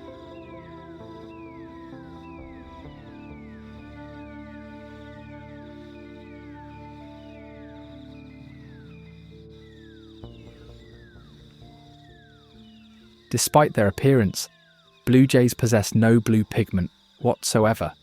Instead, their feathers contain brown melanin that creates an optical illusion through microscopic structures that scatter light and reflect only blue wavelengths back to the observer.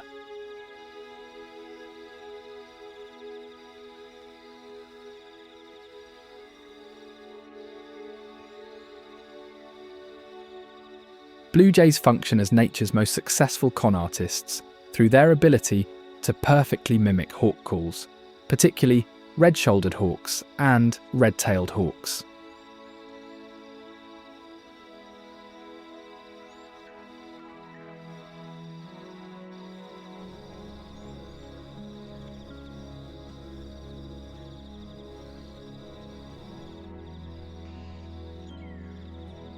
This vocal deception serves multiple purposes, driving competitors away from food sources, creating panic among smaller birds to scatter flocks and reveal hidden insects, and potentially warning other jays of actual hawk presence.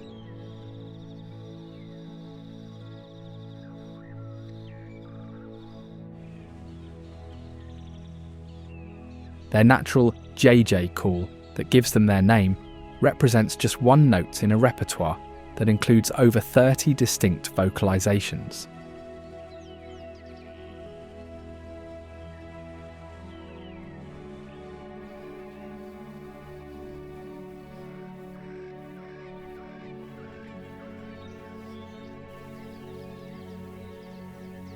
Blue jays demonstrate disturbing predatory behaviour by raiding nests of smaller songbirds, consuming both eggs and nestlings, and researchers have documented instances where they decapitated other birds.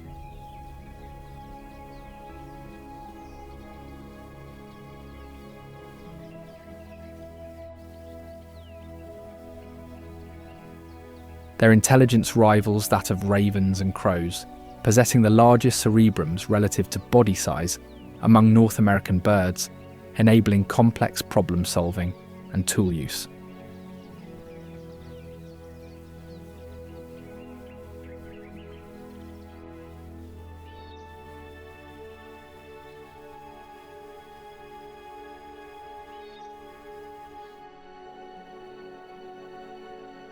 One of the most notable features in the Alabama hills is the Mobius Arch, a natural rock arch that frames Mount Whitney in the distance.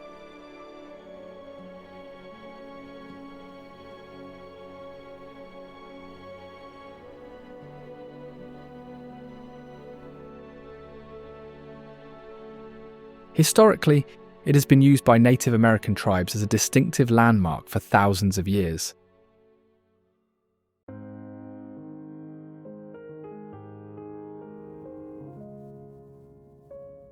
Accessible via a short, easy trail that is well marked and suitable for hikers of all skill levels.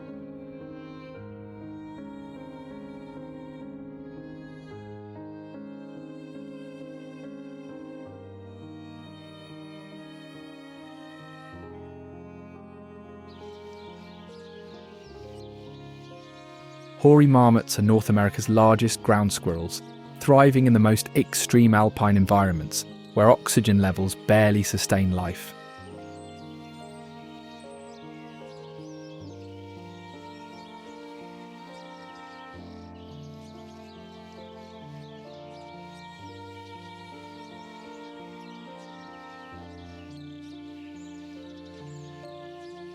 These mountain dwellers inhabit rocky talus slopes and alpine meadows from sea level in coastal Alaska to elevations reaching 8,200 feet.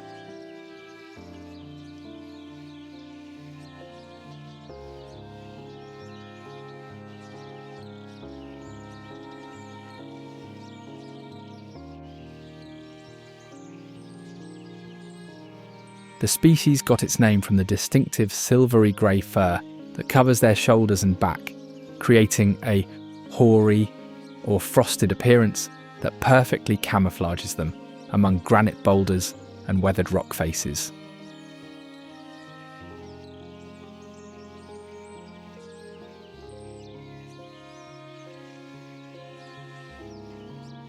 These extraordinary hibernators spend approximately 80% of their entire lives underground in elaborate burrow systems that can contain over 100 interconnected tunnels within a single colony.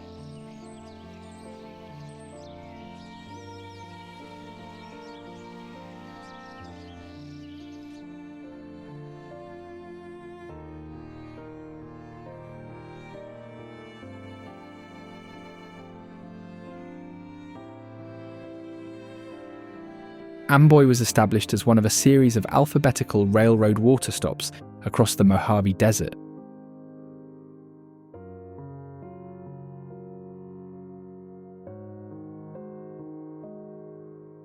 The famous spot here is Roy's Motel and Cafe, a place that thrived due to its isolation along Route 66, providing gas, food and lodging to passing motorists.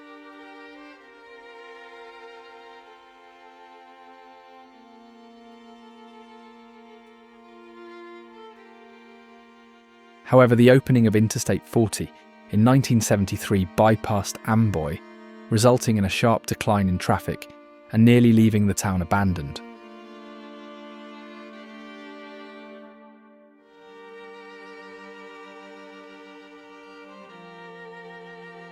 Near the town is Amboy Crater, a dormant volcanic cinder cone formed around 79,000 years ago.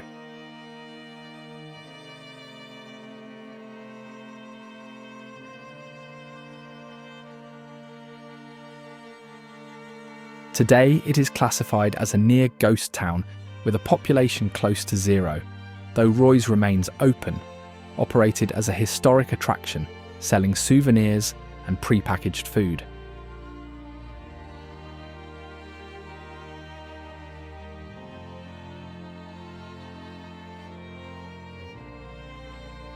Preston Castle, also known as the Preston School of Industry, served as a reform school for boys, meant to help juvenile wards transferred from San Quentin prison.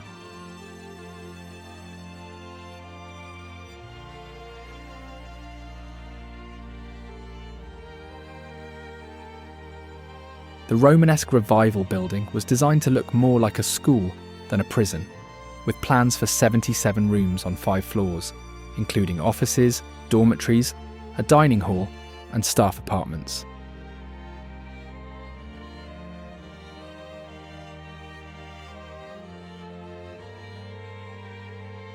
Discipline at Preston was harsh, involving public lashings, starvation, isolation, and military-style drills, creating a brutal environment for its wards.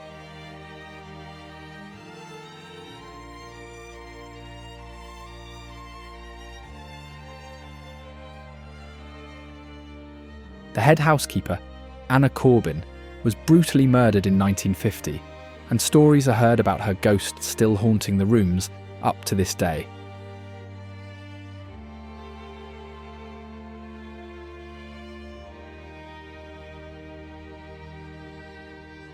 Located on Coronado Island is the beach with the same name, stretching along the Pacific Ocean.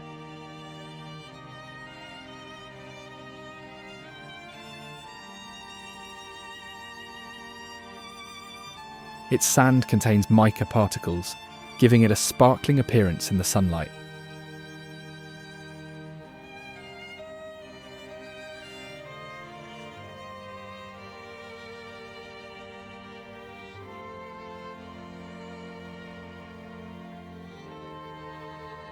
On the beach was built one of the largest seaside resort hotels of its time, designed to serve a growing elite and adventurous crowd seeking oceanfront luxury in 1888.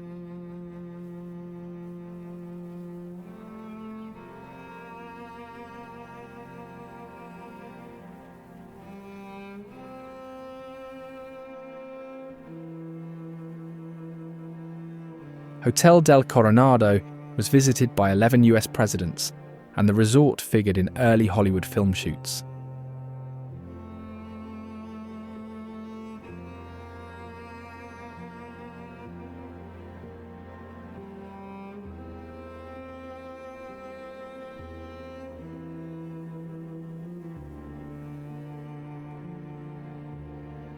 However, it is most famously known for ghost stories centered around Kate Morgan, a young woman who checked into room 3327 in 1892 under an alias and died shortly after.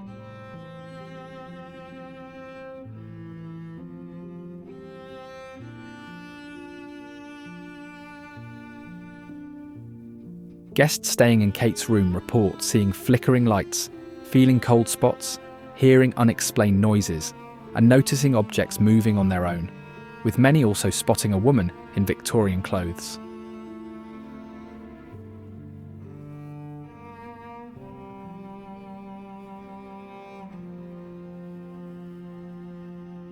The hotel underwent a major $550 million multi-year renovation, completed in the 2025, keeping its historic character while adding modern facilities for the new generations of visitors.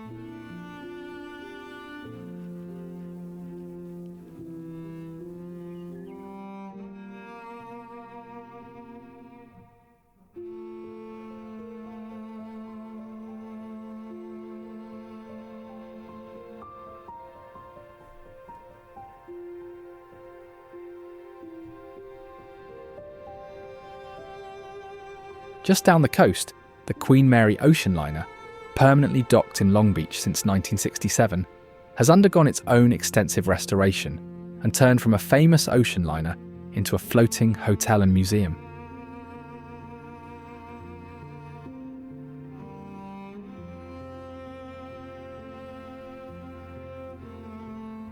First launched approximately 30 years earlier, it was one of the fastest and most luxurious ocean liners on the Atlantic, famous for its style and opulence.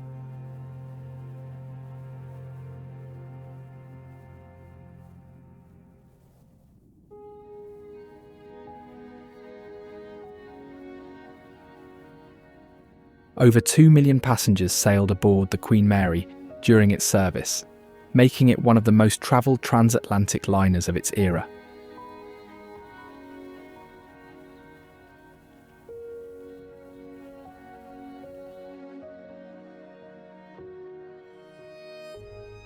The city of Long Beach purchased the ship and permanently moored it there, transforming it into a hotel, museum, and event space that remained open to the public to this day.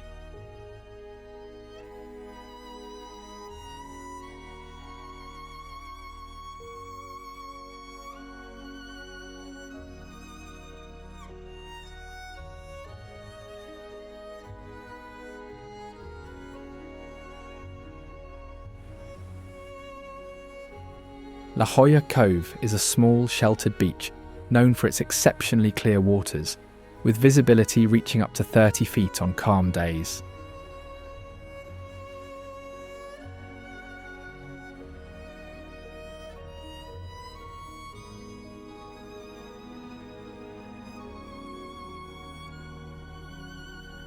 The area was first developed in the early 20th century as a resort community, as it inspired numerous artists and photographers over the years.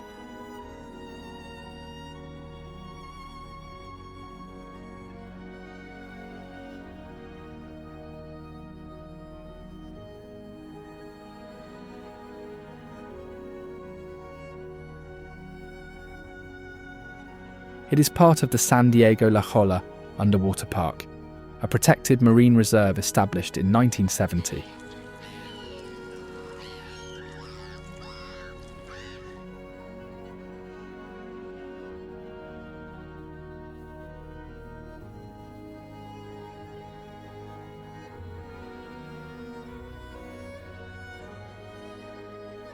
At low tide, the rocky shoreline reveals tide pools teeming with marine life, such as anemones, starfish, crabs, and small fish.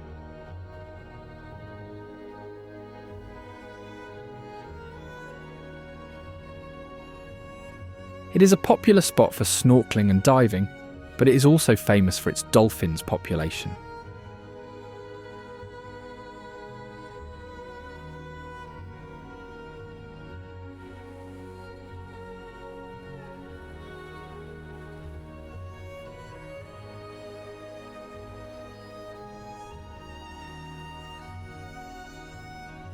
Frequently seen playing and hunting in the coastal waters, they're putting on a real show, leaping from the water, bow riding on waves, and swimming close to kayaks and boats.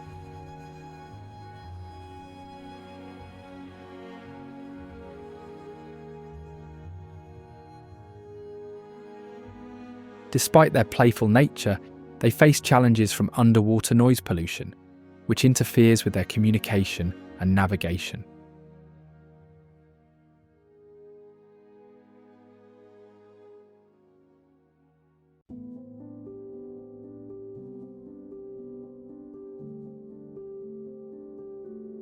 These dolphins are generally most visible from late spring through early fall, when warmer waters drive fish closer to shore.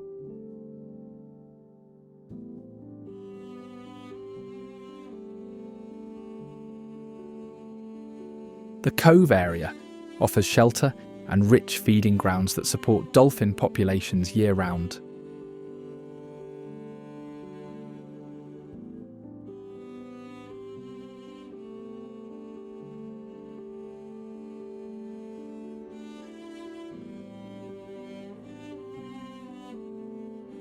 Panamint City stands as California's most isolated and treacherous ghost town, accessible only through an 8-mile trek up Surprise Canyon that destroys standard vehicles and claims numerous four-wheel drive casualties annually.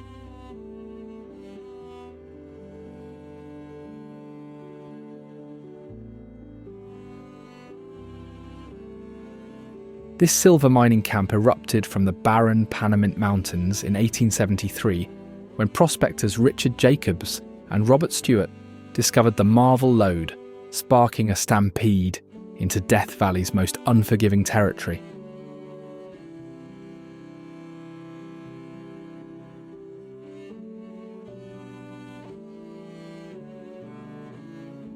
Within months, the camp swelled to 2,000 desperate fortune seekers who hauled supplies and machinery up canyon walls so steep that pack mules frequently tumbled to their deaths on the razor-sharp rocks below.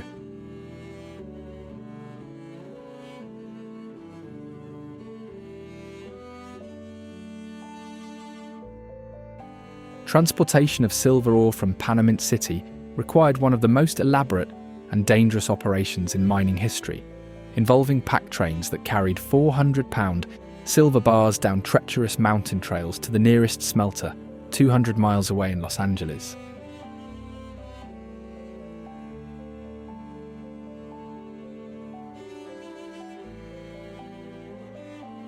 Each shipment required armed guards and took 2 weeks to complete, with numerous pack animals and their loads lost to canyon precipices during the harrowing journey.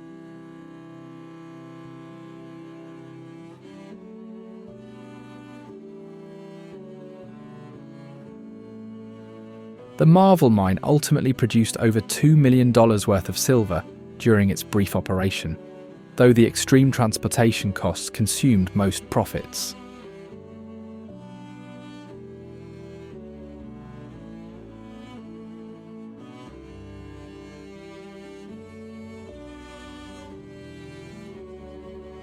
Yosemite National Park represents a geological masterpiece carved from granite that began forming 210 to 80 million years ago, when massive pools of magma cooled slowly 6 miles beneath ancient volcanic mountain ranges.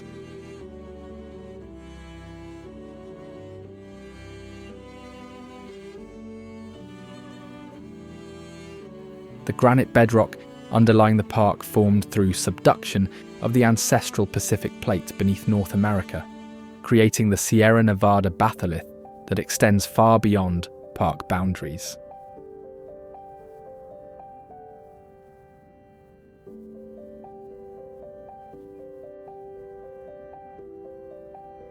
About 10 million years ago, the Sierra Fault lifted and tilted the mountains west, speeding up streams that cut deep canyons into the granite.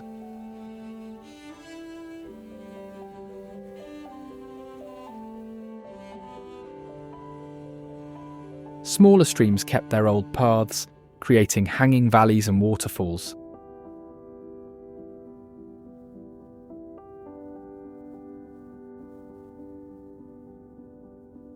Together, these changes turned a once flat land into Yosemite's towering granite walls and steep valleys.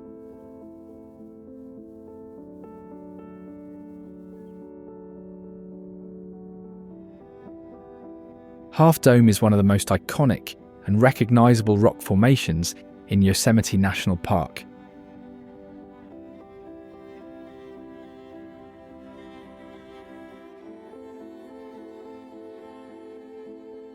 Rising nearly 5,000 feet above the Yosemite Valley floor, the granite monolith is known for its distinctive shape, with one side forming a sheer vertical face and the other appearing as a smooth, rounded dome.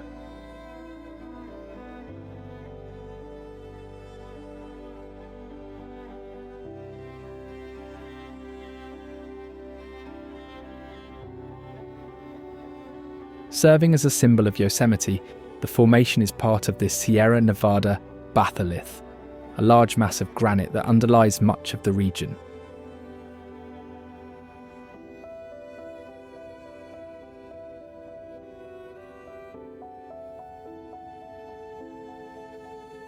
The hike to the summit of Half Dome is one of the most challenging and rewarding trails in Yosemite.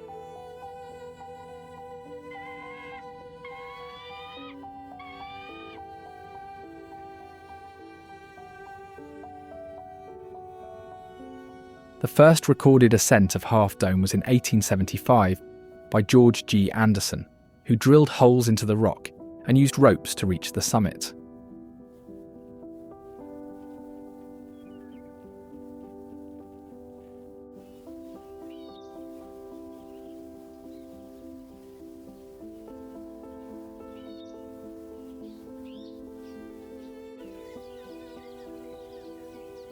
Yosemite Falls is known as the tallest waterfall in North America.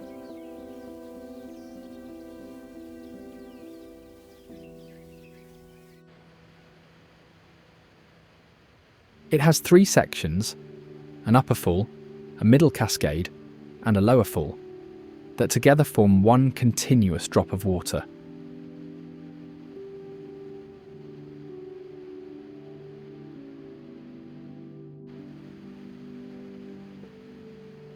The falls get their name from the Ahwahnechee people who called the valley Yohemeti, meaning those who kill, referring to past conflicts with other tribes.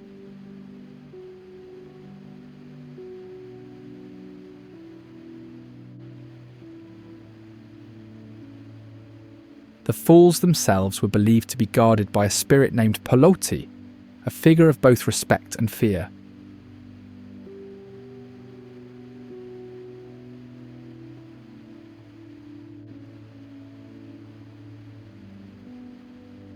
Archaeological evidence suggests the Ahwahnechee people understood the waterfall's seasonal flow and even used the sound of falling water to predict weather shifts or guide themselves in heavy fog.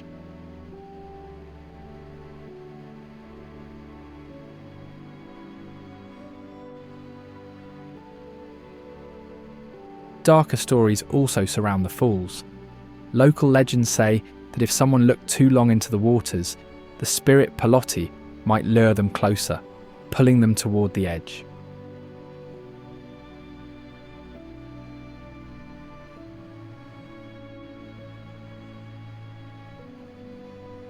Some unexplained disappearances in the valley have been linked to these beliefs.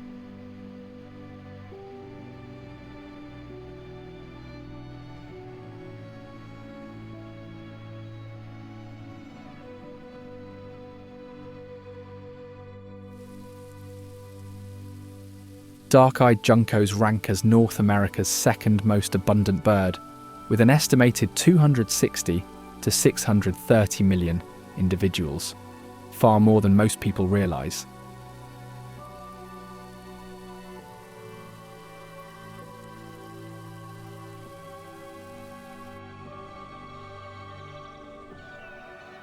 They are nicknamed snowbirds, not only because they appear at winter feeders, but also because their slate grey backs and white bellies mirror leaden skies above, snow below.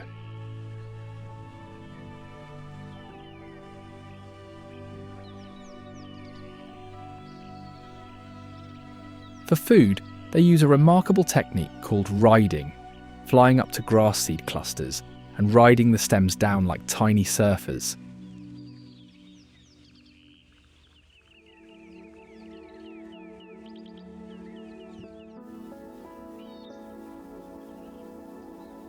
They also show extraordinary memory, caching seeds in more than 1,000 locations and remembering each spot months later.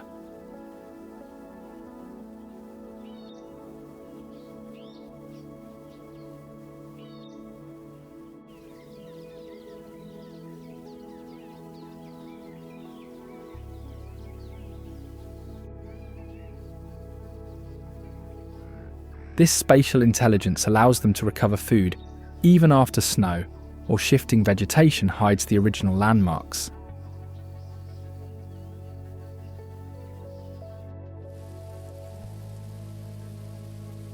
Along the California coast during heavy fog, they switch from visual to auditory navigation, using their wide range of calls to keep flocks together in near zero visibility.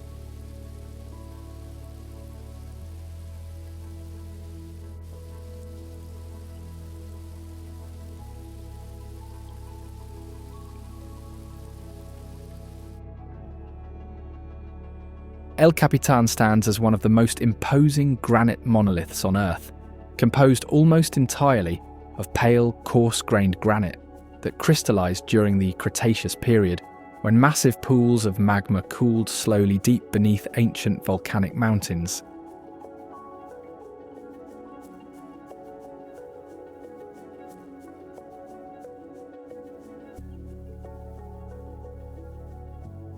Its name comes from the Spanish translation of an indigenous Ahuanichi name that means the chief or rock chief.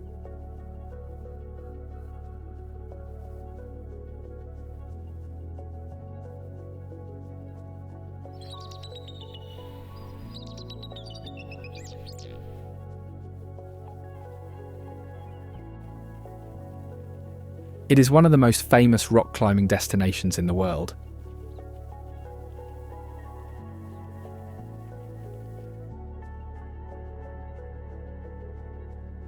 The Nose, a prominent climbing route on El Capitan, was first ascended in 1958 by Warren Harding, Wayne Merry, and George Whitmore, who used ropes, pitons, and bolts, and it took 47 days to complete the climb.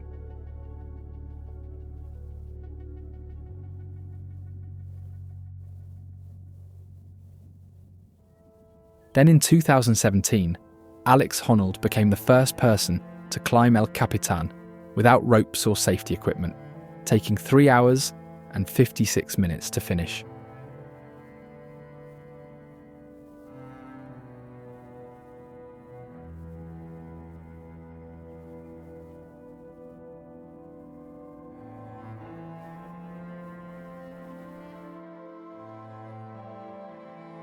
Yellow-bellied marmots rank among North America's most dedicated hibernators, spending approximately 80% of their entire lives underground in burrow systems, with the majority of that time devoted to hibernation from September through May.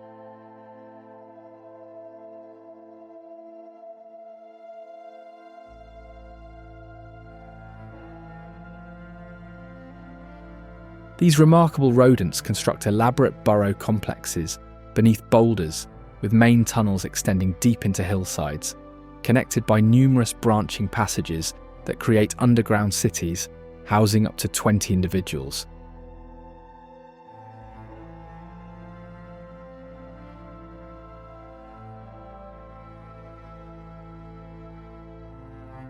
Their complex social structure operates through a harem polygynous system, where dominant males defend territories containing multiple females, with daughters typically remaining near their mothers, while sons disperse as yearlings to establish their own territories.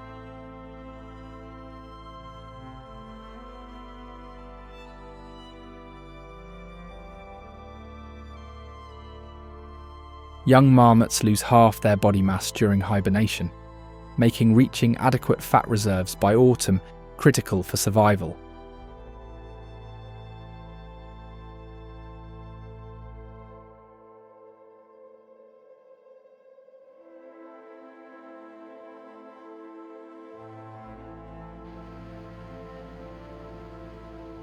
Vernal Fall emerges from the Merced River as one of Yosemite's most powerful and perpetually flowing waterfalls, positioned just downstream from Nevada Fall along nature's giant staircase.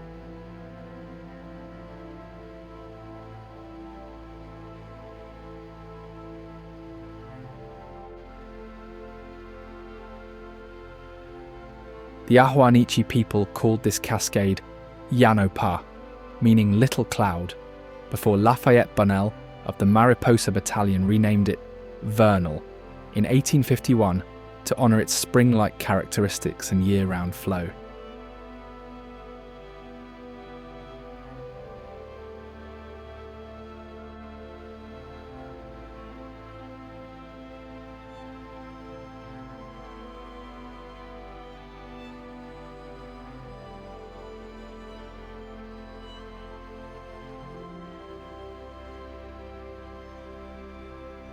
The famous Mist Trail provides the primary access route to Vernal Fall, earning its name from the tremendous spray that drenches hikers during spring and early summer when water levels reach their peak.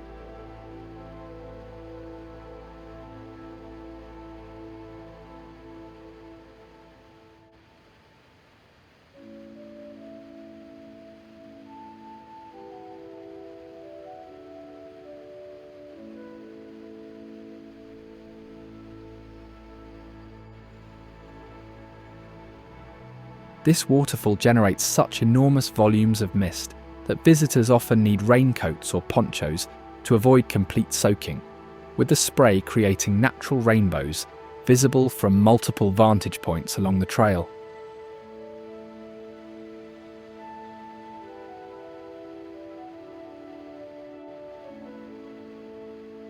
Vernal Fall operates as a natural hydraulic system where the Merced River drops over a cliff face composed of Merced River schist, one of the oldest rock formations in Yosemite, dating back approximately 400 million years before the granite intrusions formed.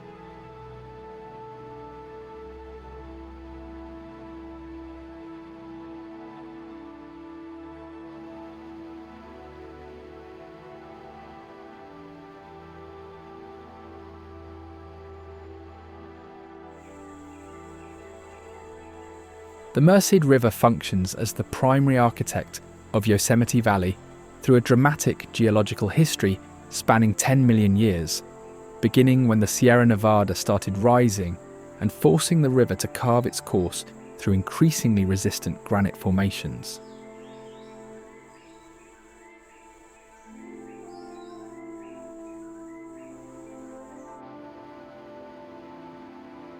The Merced River operates as a complex sediment transport system where lateral delivery from rockfalls and debris flows on steep valley walls, combines with downstream transport by the river itself.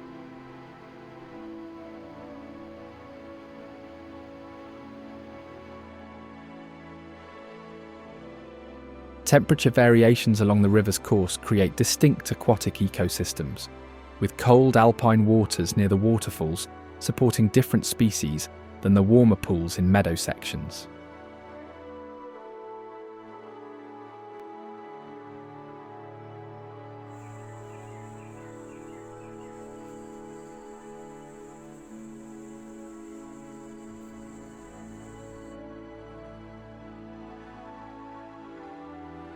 Dragonflies and damselflies form one of nature's most successful predatory partnerships along the Merced River and throughout Yosemite's aquatic ecosystems, both belonging to the ancient order Odonata that has survived virtually unchanged for over 300 million years.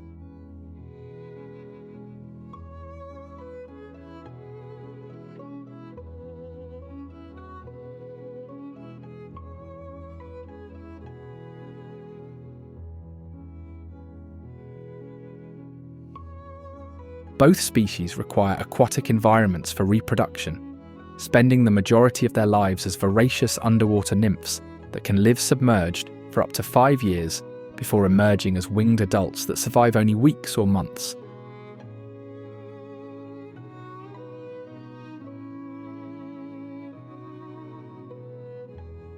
These nymphs function as apex predators in their aquatic ecosystems, consuming mosquito larvae, small fish, tadpoles, and even smaller dragonfly nymphs through their lightning-fast, extendable jaws called labia.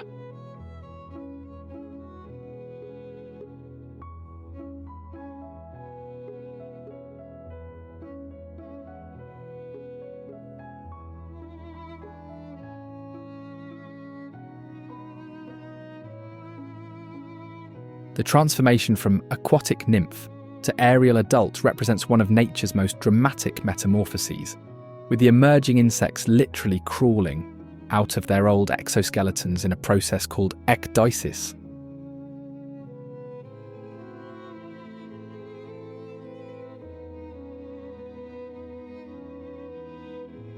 Dragonflies have eyes with up to 30,000 lenses, giving them almost 360-degree vision. They catch prey with a 95% success rate, thanks to their ability to hover, fly backward, and change direction instantly.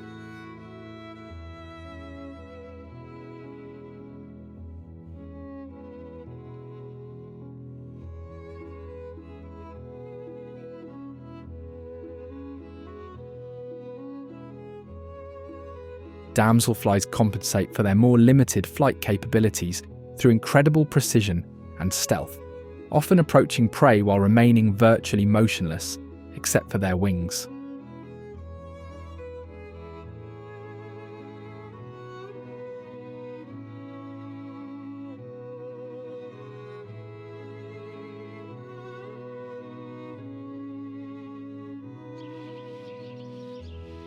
Mariposa Grove is home to over 500 mature giant sequoias, some of the largest and oldest trees in the world.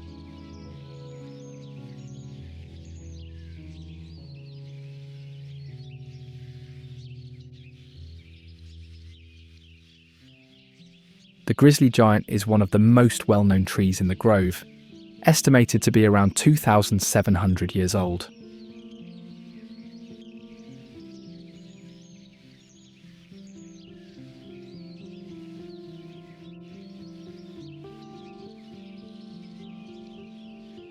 The California tunnel tree, carved in 1895, is the only living tunnel tree left in Mariposa Grove.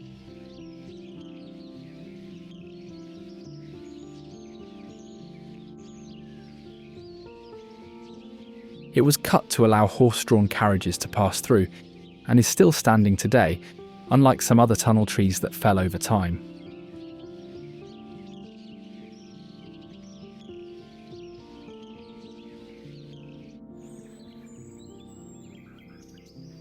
The grove has been affected by wildfires, but sequoias have thick bark and fire-resistant adaptations that help them survive.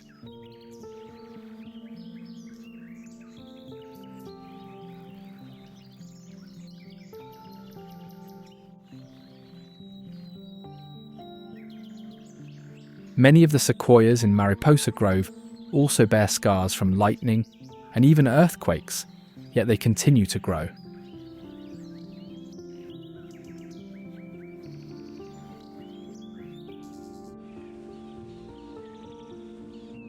Great grey owls represent North America's largest owl species by length and wingspan, though their imposing appearance results primarily from extremely dense, fluffy plumage that conceals a surprisingly lightweight body adapted for silent flight through dense forests.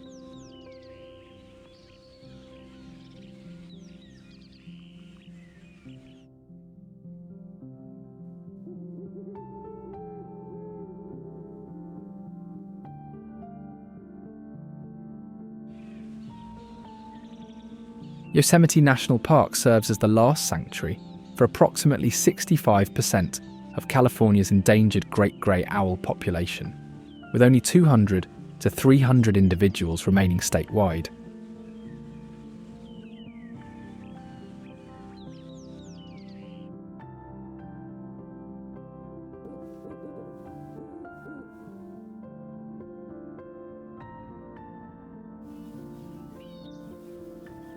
Their extraordinary hunting abilities rely on asymmetrically placed ears hidden beneath prominent facial discs that function like satellite dishes, focusing sound waves and enabling them to detect rodents moving beneath over 2 feet of snow.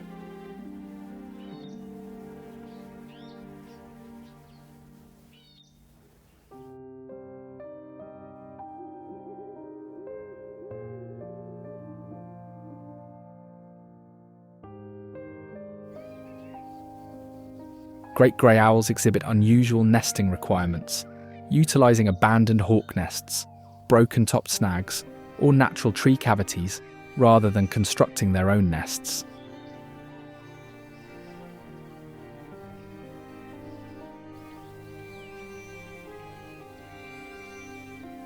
The female incubates 2 to 5 eggs for up to 36 days, while the male provides all food for the family, continuing to feed fledglings even after the female abandons them in late summer.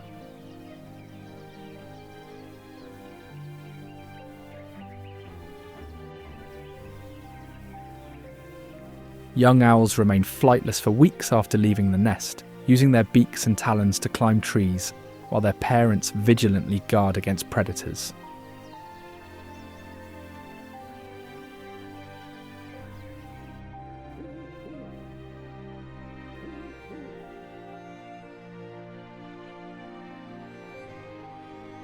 Bridal Veil Fall. Our Wanichi people called this cascade Pohono, meaning spirit of the puffing wind, recognizing the unique phenomenon where strong winds blow the falling water completely sideways, sometimes preventing it from reaching the ground directly below.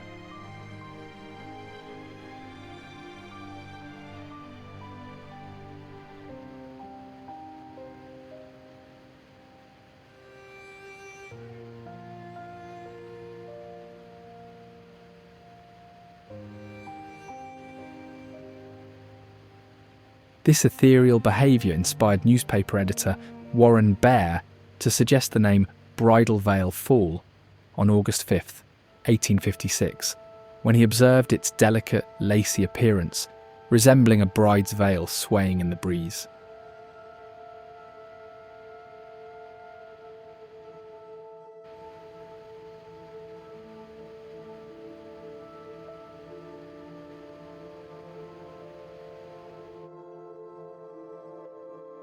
Darwin stands as one of California's most authentic semi-ghost towns, perched on the western edge of Death Valley, where approximately 35 eccentric residents create art among the ruins of what was once Inyo County's largest city.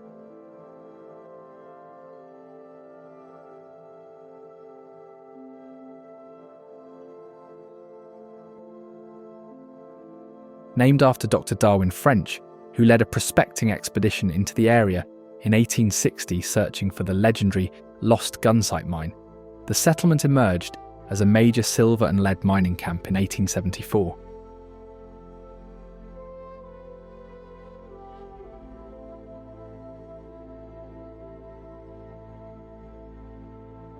The town exploded to over 3,500 residents by 1877, boasting 2 smelters, 20 operating mines, multiple saloons, restaurants, a newspaper, and 200 frame houses in what became notorious as one of the most lawless regions in the American West.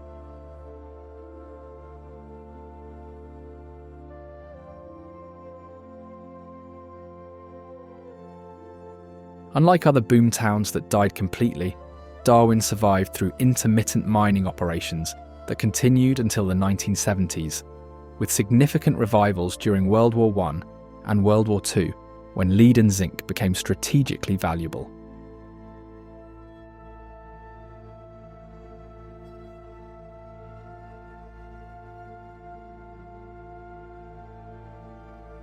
Point Reyes National Seashore stands as California's most pristine coastal wilderness preserve, encompassing a remarkable peninsula separated from mainland Marin County by the San Andreas Fault.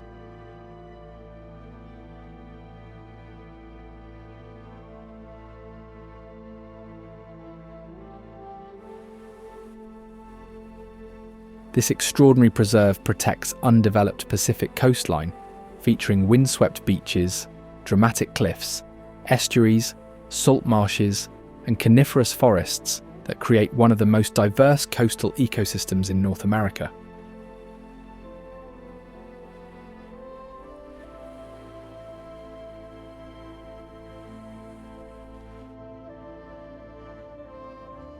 The area has a long history of human activity, with indigenous groups living here for thousands of years, relying on marine and plant resources.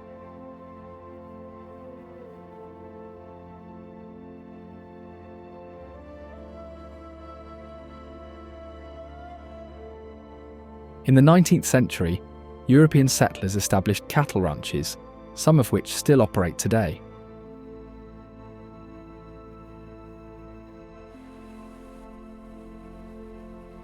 Northern elephant seals represent one of nature's greatest comeback stories at Point Reyes National Seashore, having recovered from near extinction with fewer than 50 individuals in the 1890s to an estimated current population of over 200,000.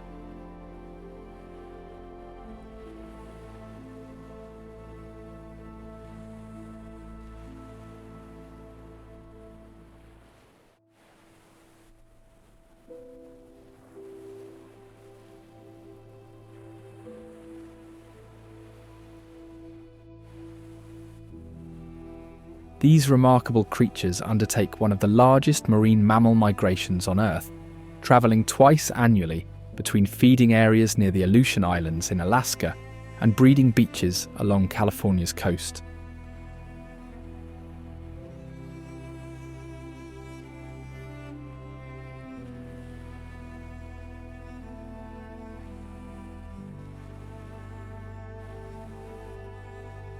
Males can weigh as much as a small car, while females remain considerably smaller, with both sexes fasting completely during their time on beaches for breeding, molting, and raising young.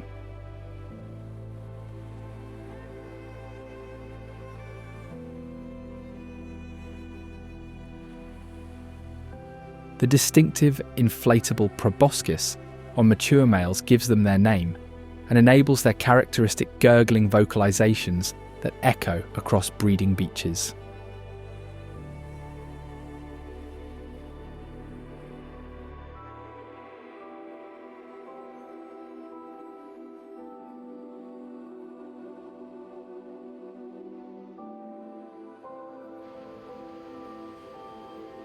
Alamir Falls represents one of nature's rarest geological phenomena as a tide fall, where freshwater cascades directly onto ocean beaches, a spectacle found in only 25 locations worldwide.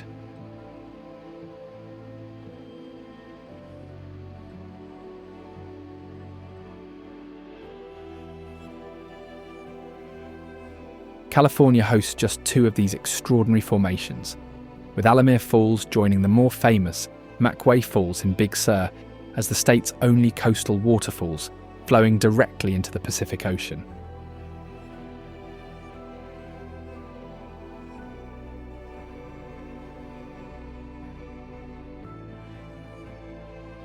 Alamir Falls generates its own microclimate through evaporative cooling and salt mist interaction, supporting plant species typically found much farther inland, while creating habitat for specialised invertebrates that require both freshwater and marine influences.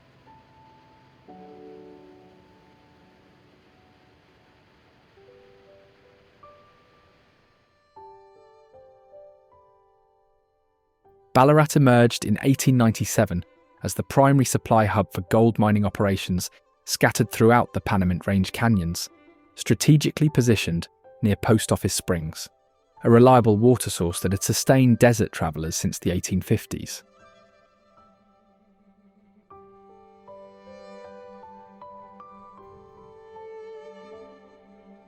The settlement hosted legendary desert figures, including Shorty Harris, the famous Death Valley prospector who lived in Ballarat intermittently until his death in 1934, and gambler Michael J. Jim Sherlock.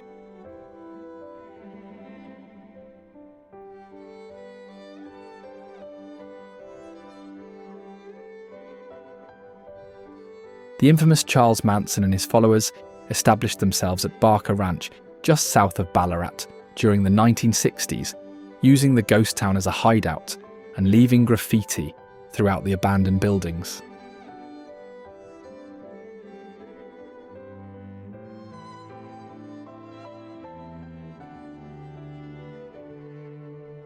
A mysterious green pickup truck, abandoned in town, allegedly belonged to Manson, according to framed pictures and handwritten notes displayed in the trading post, though this remains unconfirmed speculation.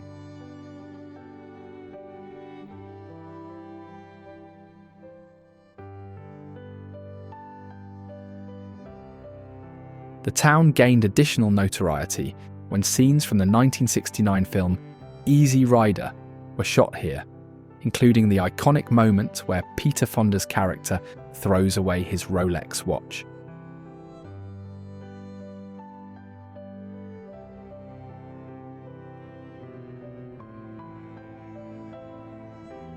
Mojave National Preserve covers over 1.6 million acres, established in 1994 to protect its vast land and natural features.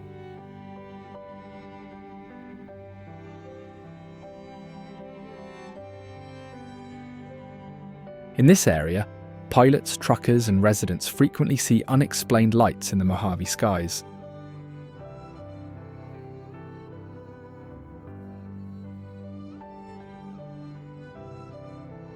They move oddly, then vanish without a trace, marking the area as one of California's well-known UFO hotspots.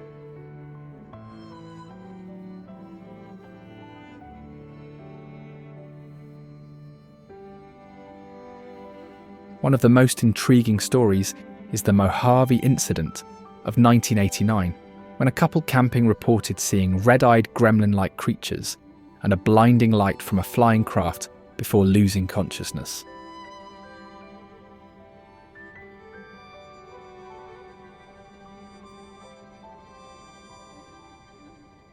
Historical military aircraft testing in nearby areas may have contributed to some sightings, but many remain unexplained, keeping the preserve mysterious.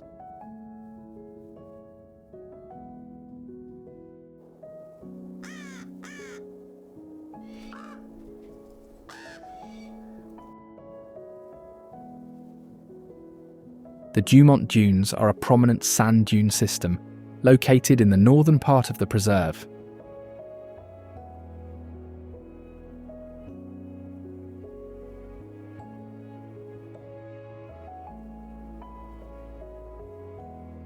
They are a popular destination for off-road vehicle enthusiasts, with designated areas for sandboarding and dune buggies.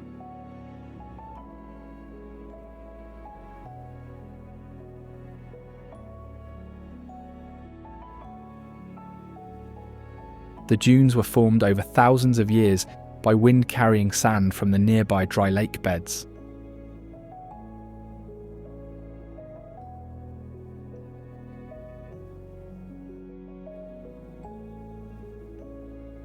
Despite their popularity for recreation, the area also supports unique desert wildlife, including specialised insects and reptiles.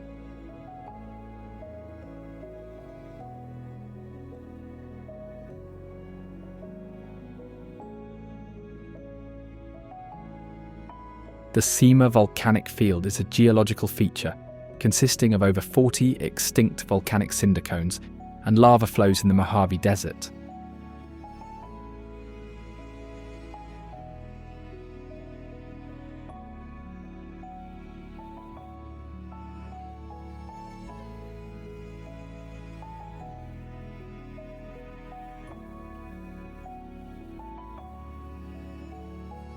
These fragments cooled and solidified as they fell back to the ground, accumulating around the vent to form the cone.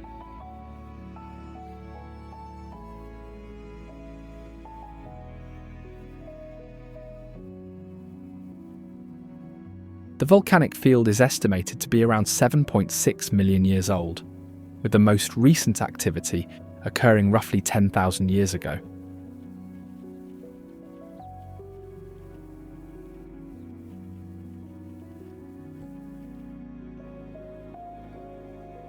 The area is a key site for studying volcanic processes and desert ecology.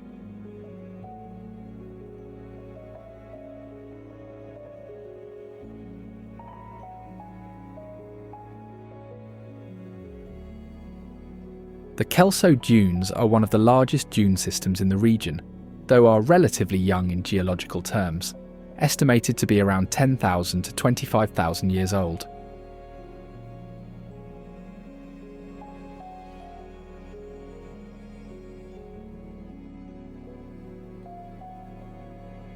Known for their singing or booming sands, the dunes produce low-frequency sounds when the sand grains slide down their slopes.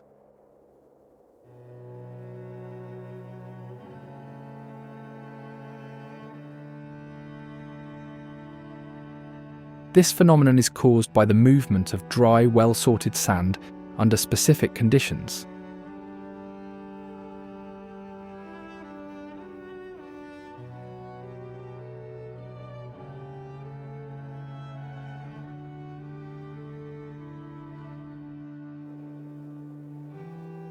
The dunes are accessible via a 3-mile round-trip hike and offer panoramic views of the surrounding desert.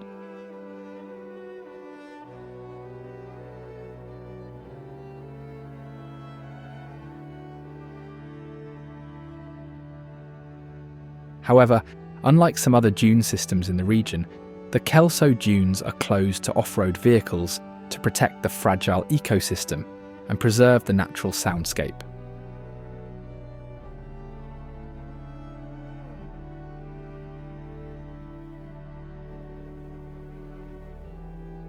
Most notably, these dunes were used as a filming location for scenes in Star Wars: Return of the Jedi, standing in for the desert planet of Tatooine.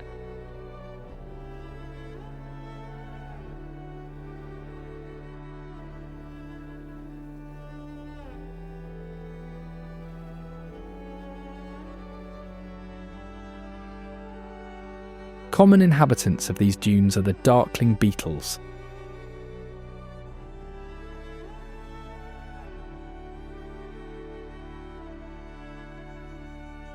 They have a flattened body and short legs that allow them to burrow efficiently into sand and soil so they can hide from predators and escape the sun's hot rays.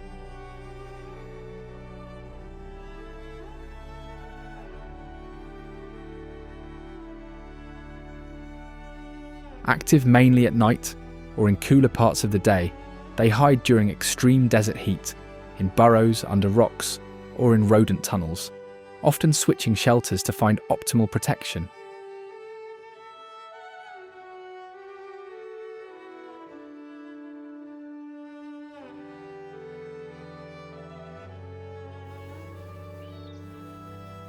Above these scrambles of shelter, the chukar bird walks safely due to its muted grey and tan colours that help it vanish against the desert ground.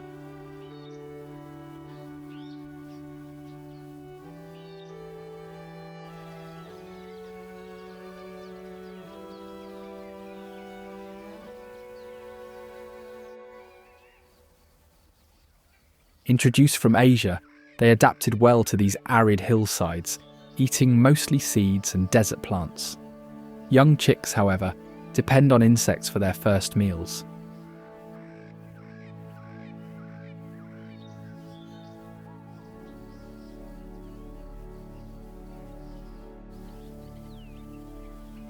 These birds are monogamous during the breeding season, but outside breeding they form coveys, which are family or social groups that provide safety and help forage efficiently across their territory.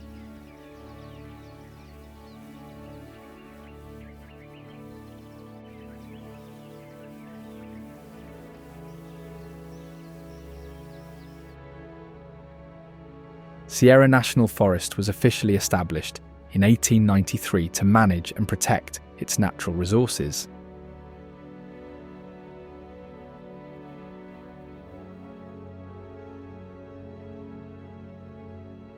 It is home to numerous rivers, lakes and mountain ranges, making it a popular destination for outdoor activities like hiking, camping and fishing.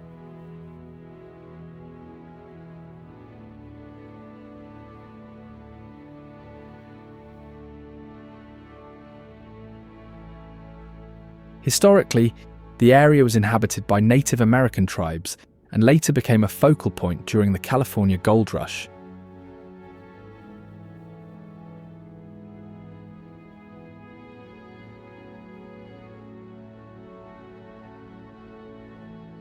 Logging and hydroelectric power development also played significant roles in shaping the region.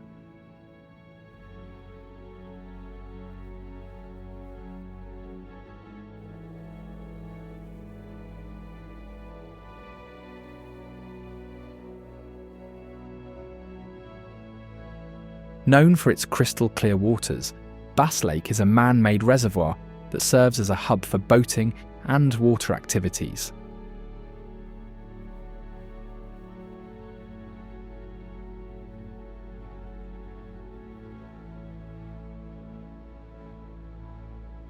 It was created in 1901 when a dam was built on Willow Creek for hydroelectric power.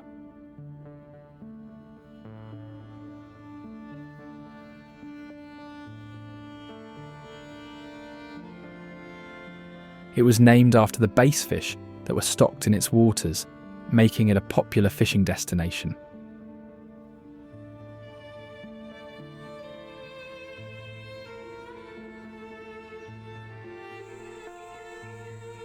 The lake hosts the small peed-billed grebe.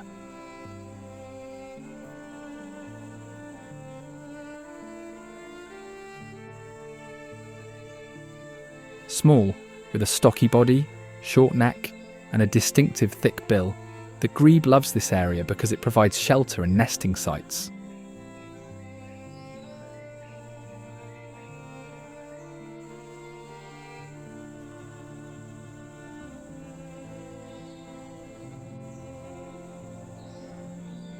Unlike many waterbirds, they rarely fly and are often solitary, only gathering in small numbers during migration or in wintering areas.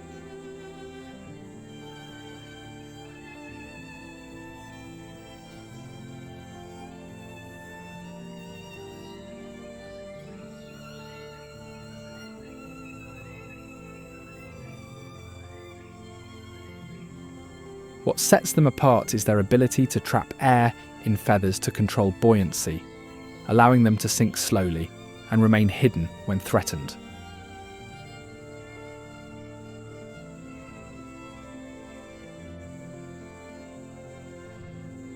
They are expert divers, frequently submerging for up to 30 seconds to catch small fish, aquatic insects and crustaceans, moving quietly using their stealth and their paddle-like feet.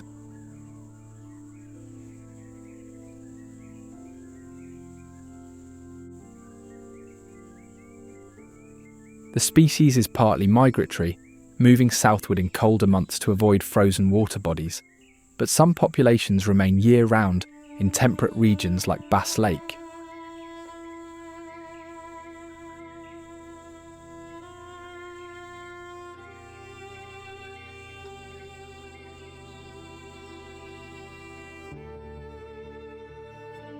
The Devil's Postpile is a unique geological formation consisting of hexagonal basalt columns created by volcanic activity around 100,000 years ago.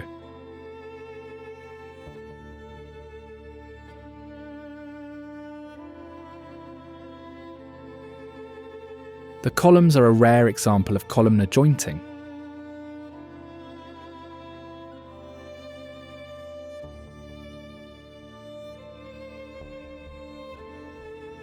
Located near the San Joaquin River, the site was once threatened by a proposed dam, but was preserved as a national monument in 1911.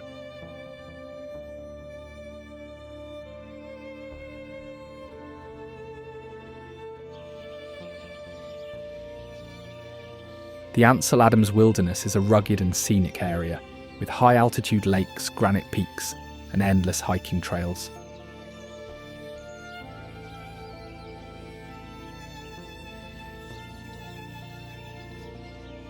The area was named after photographer Ansel Adams, who captured images of the region's peaks, valleys, and lakes.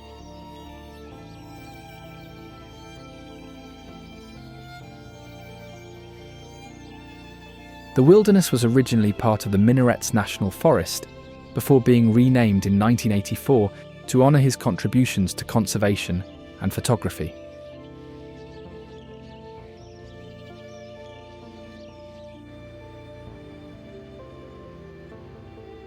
The Rainbow Falls is located near the upper reaches of Bass Lake.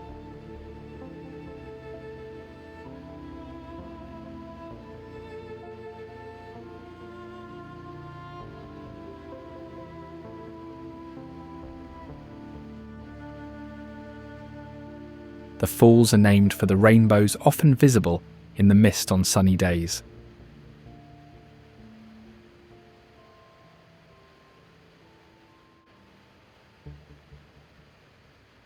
Beneath the falls, a secret cavern forms as the rock erodes, hiding turbulent currents and unknown depths, where the river's power is concentrated and masked by swirling mist.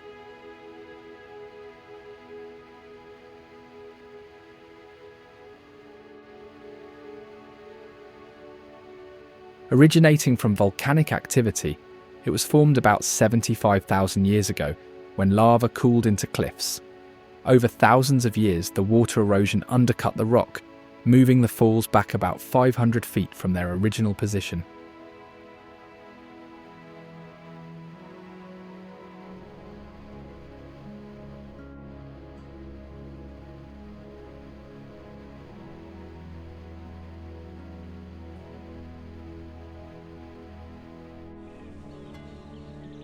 Known for its fiery orange throat and face, the Blackburnian warbler often sings from the topmost branches around the falls.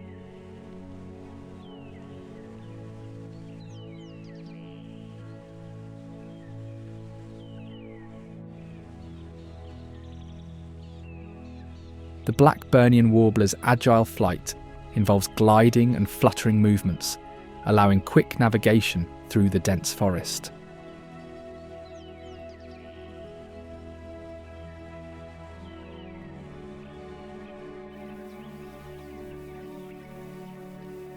Unlike some warblers, the Blackburnians raise only one set of chicks each year, but invest significant parental care in their offspring.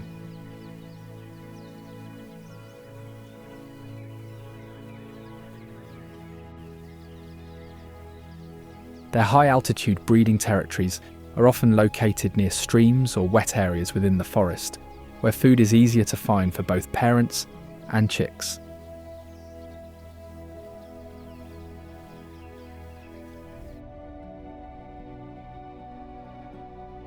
The Sierra Nevada is a major mountain range that extends from the Susan River to Tehachapi Pass as an asymmetrical granite block tilted westward.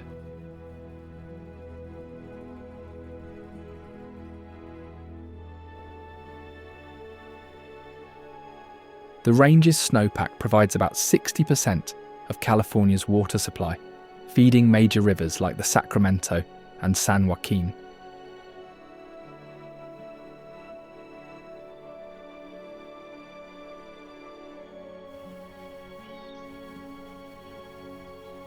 Radioactive decay of uranium, thorium, and potassium within Sierra granite generates measurable heat that continues warming hot springs throughout the range 80 million years after initial crystallization.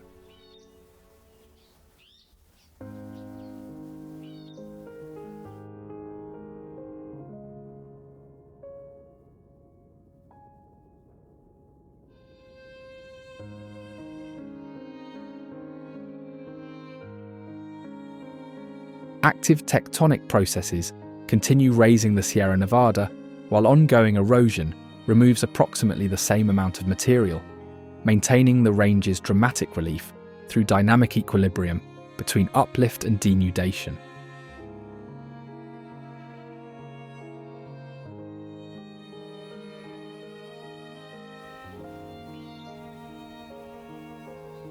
Downy woodpeckers live in deciduous woodlands of the Sierra Nevada, where they favour cottonwoods, willows and other trees along streams.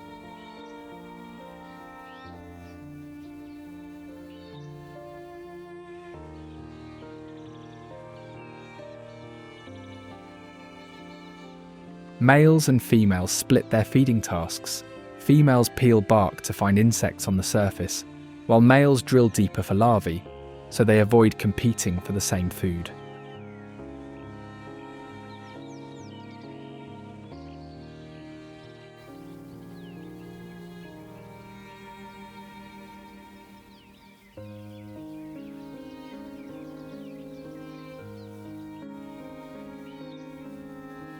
Unlike larger woodpeckers, they often forage close to the ground, working on shrubs and thin branches.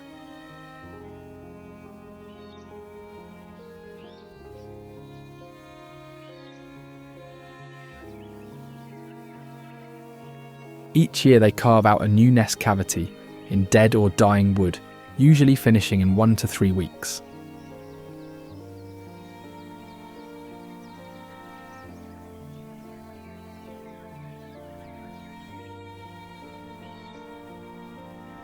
The small round entrance leads to a chamber several inches deep, where both parents take turns excavating, incubating the eggs, and caring for the young.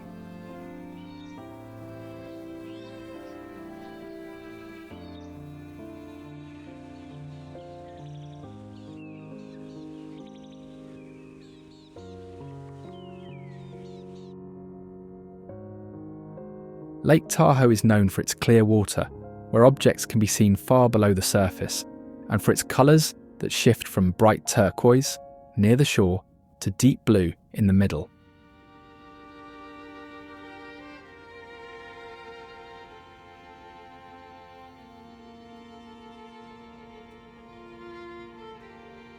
Ancient tree stumps found under the water show that the lake was once much lower, thousands of years ago.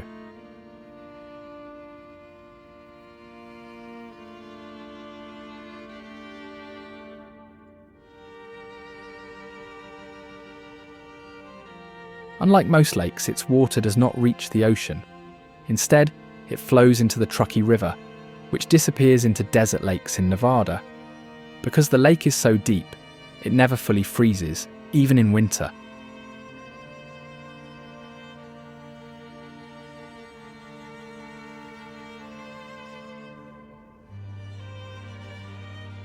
For the Washoe people, who call it the Lake of the Sky, it is a sacred place with stories passed down for generations. Over time, it has also inspired tales of Tahoe Tessie, a mysterious creature said to rise from the water on calm days.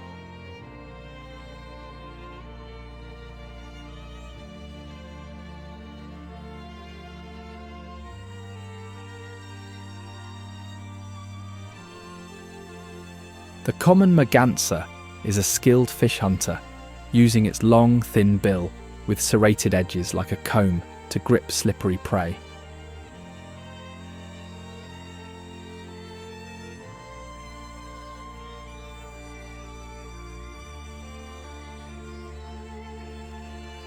Females nest in tree cavities, and when the chicks hatch, they make daring leaps to the ground, landing safely below.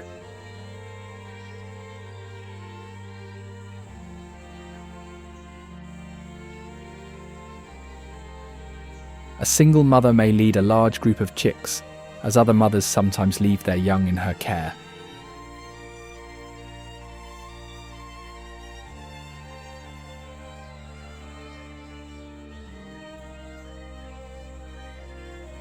These birds are also powerful flyers and excellent divers, able to stay underwater while chasing fish.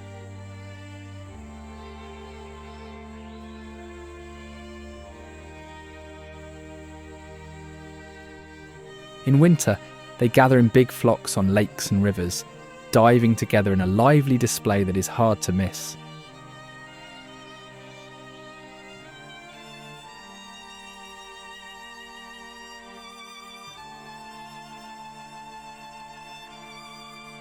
Males and females look very different, with males showing sleek white bodies and dark green heads, while females have reddish-brown heads and grey bodies.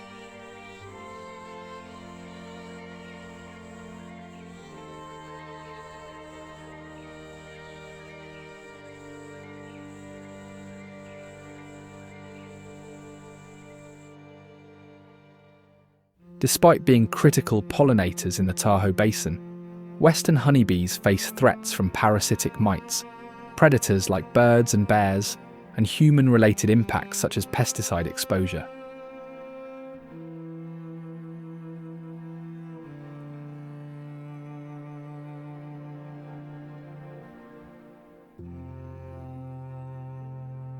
Foraging workers visit wildflowers, collecting nectar and pollen, but in Lake Tahoe's forested and meadow landscapes, competition can limit resource availability.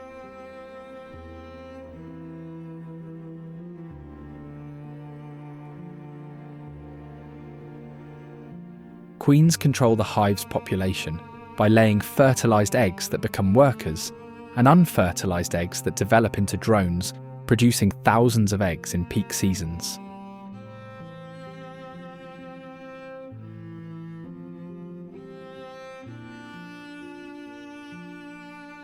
Worker bees transition through roles with age, from cleaning and nursing young larvae to building combs, guarding the hive, and finally foraging for nectar and pollen.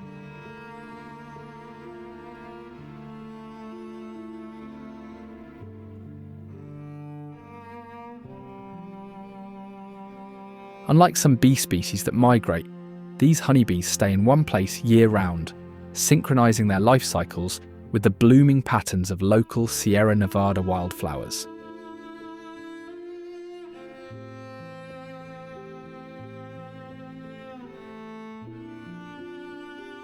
The bee's ability to regulate hive temperature is crucial for survival, balancing heating in winter and cooling by evaporative action during summer's heat.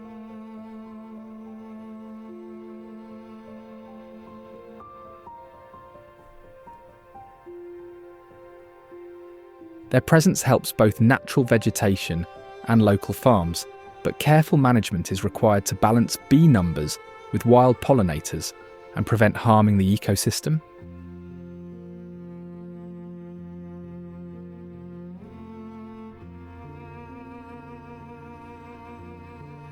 Emerald Bay is a scenic cove located on the southwestern shore of Lake Tahoe.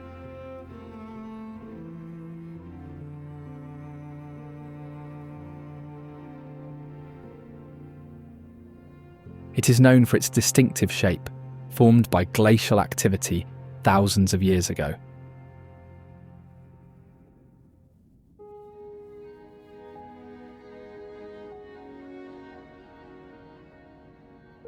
The bay is a designated National Natural Landmark, thus protected within Emerald Bay State Park.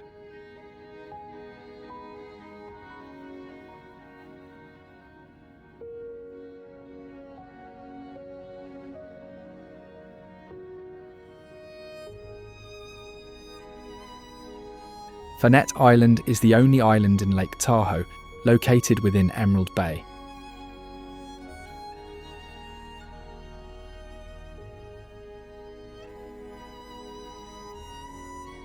The island is small and composed of granite, measuring about 150 feet in height and covering less than an acre.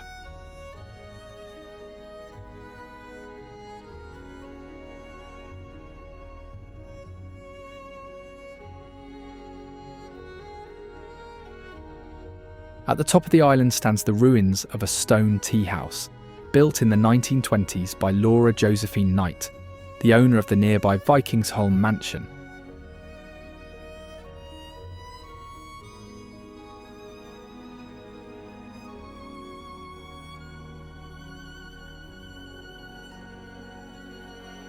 The tea house was used as a retreat and offers panoramic views of Emerald Bay and the surrounding mountains.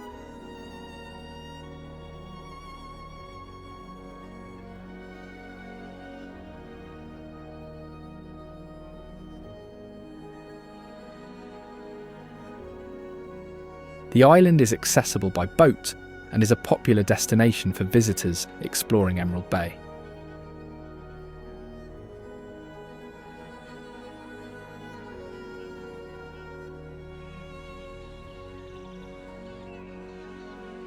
The California quail are well adapted to the foothills of the Sierra Nevada, where the mix of open spaces and dense brush provides both cover and access to food.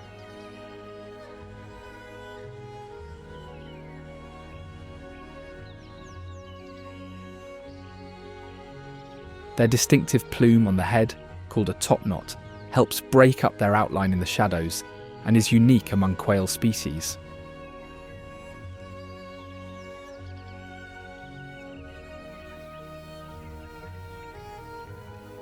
They are social birds and are often found in groups. This way, they use the numbers strategy to stay safe from predators.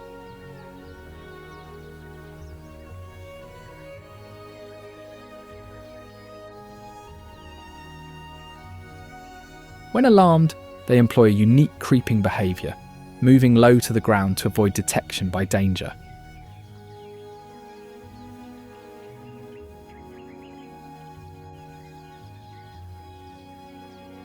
One daily habit stands out. They take dust baths by digging into soft soil, using their bodies to spread dust, helping control parasites and keeping their feathers oiled.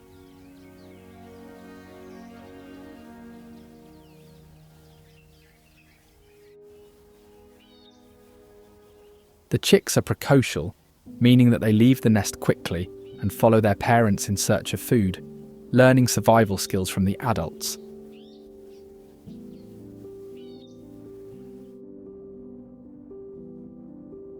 Mammoth Lakes exists within one of the most volcanically active regions in the western United States, situated on the southwestern rim of Long Valley Caldera, a massive depression formed by a catastrophic eruption 760,000 years ago.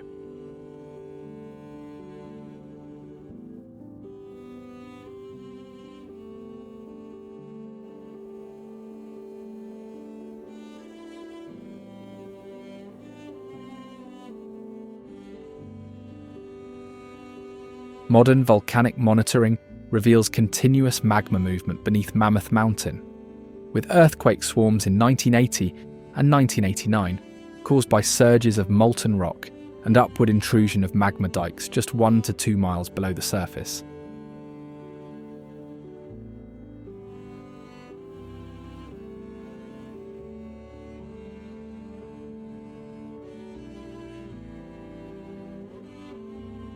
Following these seismic events, fumaroles increased their water temperature and flow rates while dramatically increasing carbon dioxide emissions derived directly from the magma chamber.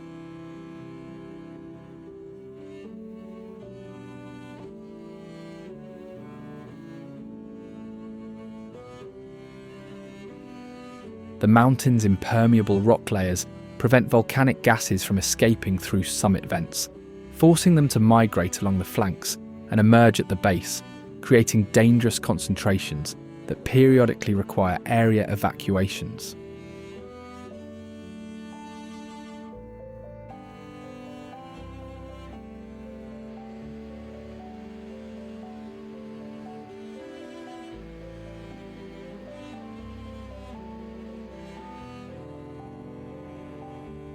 Twin Lakes occupy the lowest position within the Mammoth Lakes Basin as a set of connected alpine lakes carved directly by glacial ice at the base of Mammoth Mountain's southeastern slope.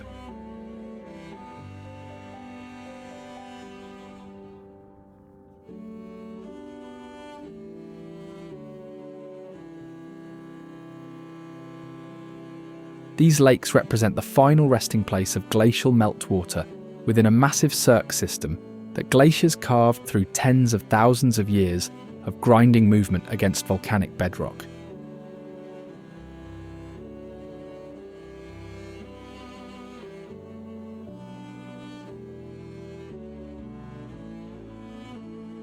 The lakes exist within depressions carved into glacial moraine deposits, representing rock and debris left behind by massive ice sheets that once filled the entire basin.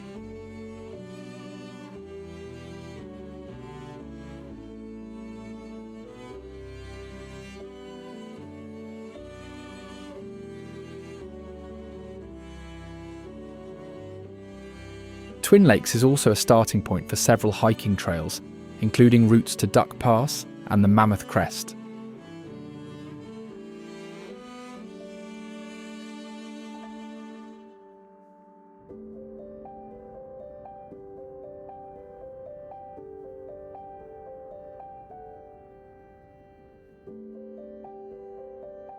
Natural hot springs emerge throughout the Twin Lakes area as geothermal features heated by the same magma chambers that feed Mammoth Mountain's volcanic activity.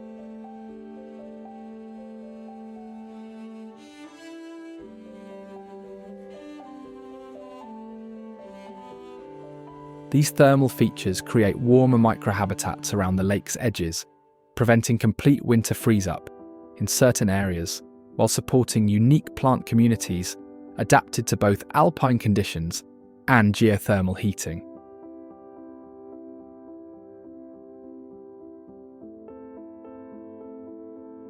The hot springs represent visible evidence of ongoing magma movement beneath the lakes, with water temperatures and flow rates fluctuating based on seismic activity and volcanic gas emissions from depth.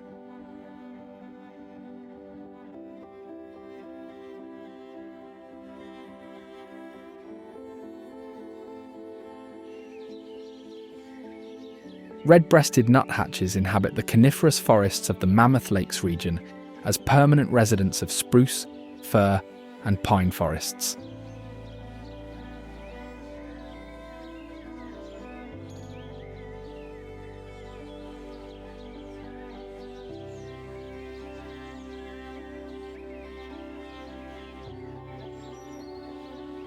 The species demonstrates remarkable engineering skills during nesting season by excavating cavities in dead or dying conifers, then smearing conifer resin around the entrance hole using pieces of bark as tools, one of the few documented examples of tool use among songbirds.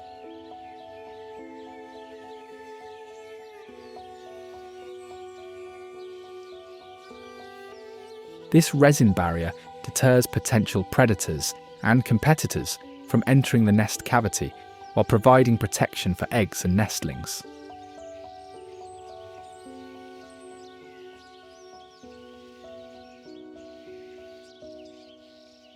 Both sexes participate in the excavation process, which can take up to 18 days to complete a cavity extending deep into the wood.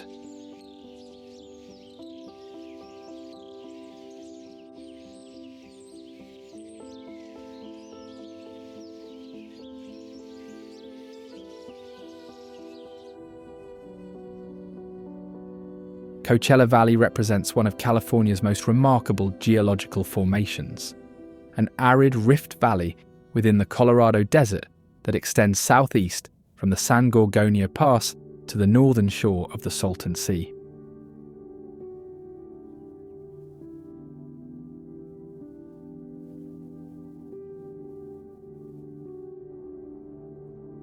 Agricultural development transformed the valley through extensive irrigation systems, notably the Coachella Canal, creating productive farmland specializing in date gardens, citrus fruits, truck crops, cotton and alfalfa, despite receiving only 2 to 4 inches of annual rainfall.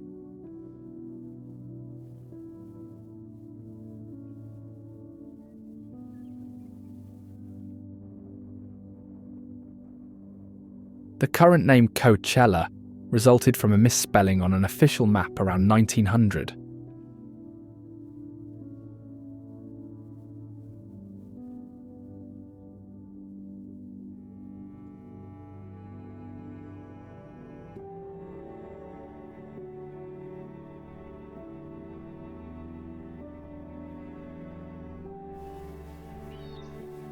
White-crowned sparrows rank among the most thoroughly studied songbirds in the world, displaying remarkable physiological adaptations including unihemispheric slow-wave sleep that allows them to remain half awake for up to 2 weeks during migration.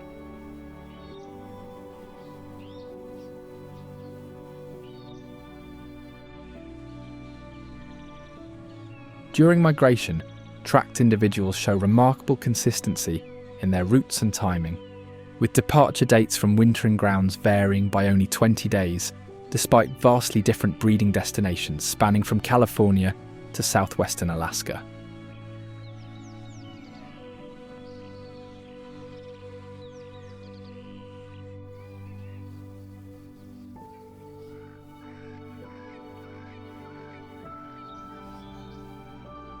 This is California, a land of hidden wonders and remarkable architectural marvels.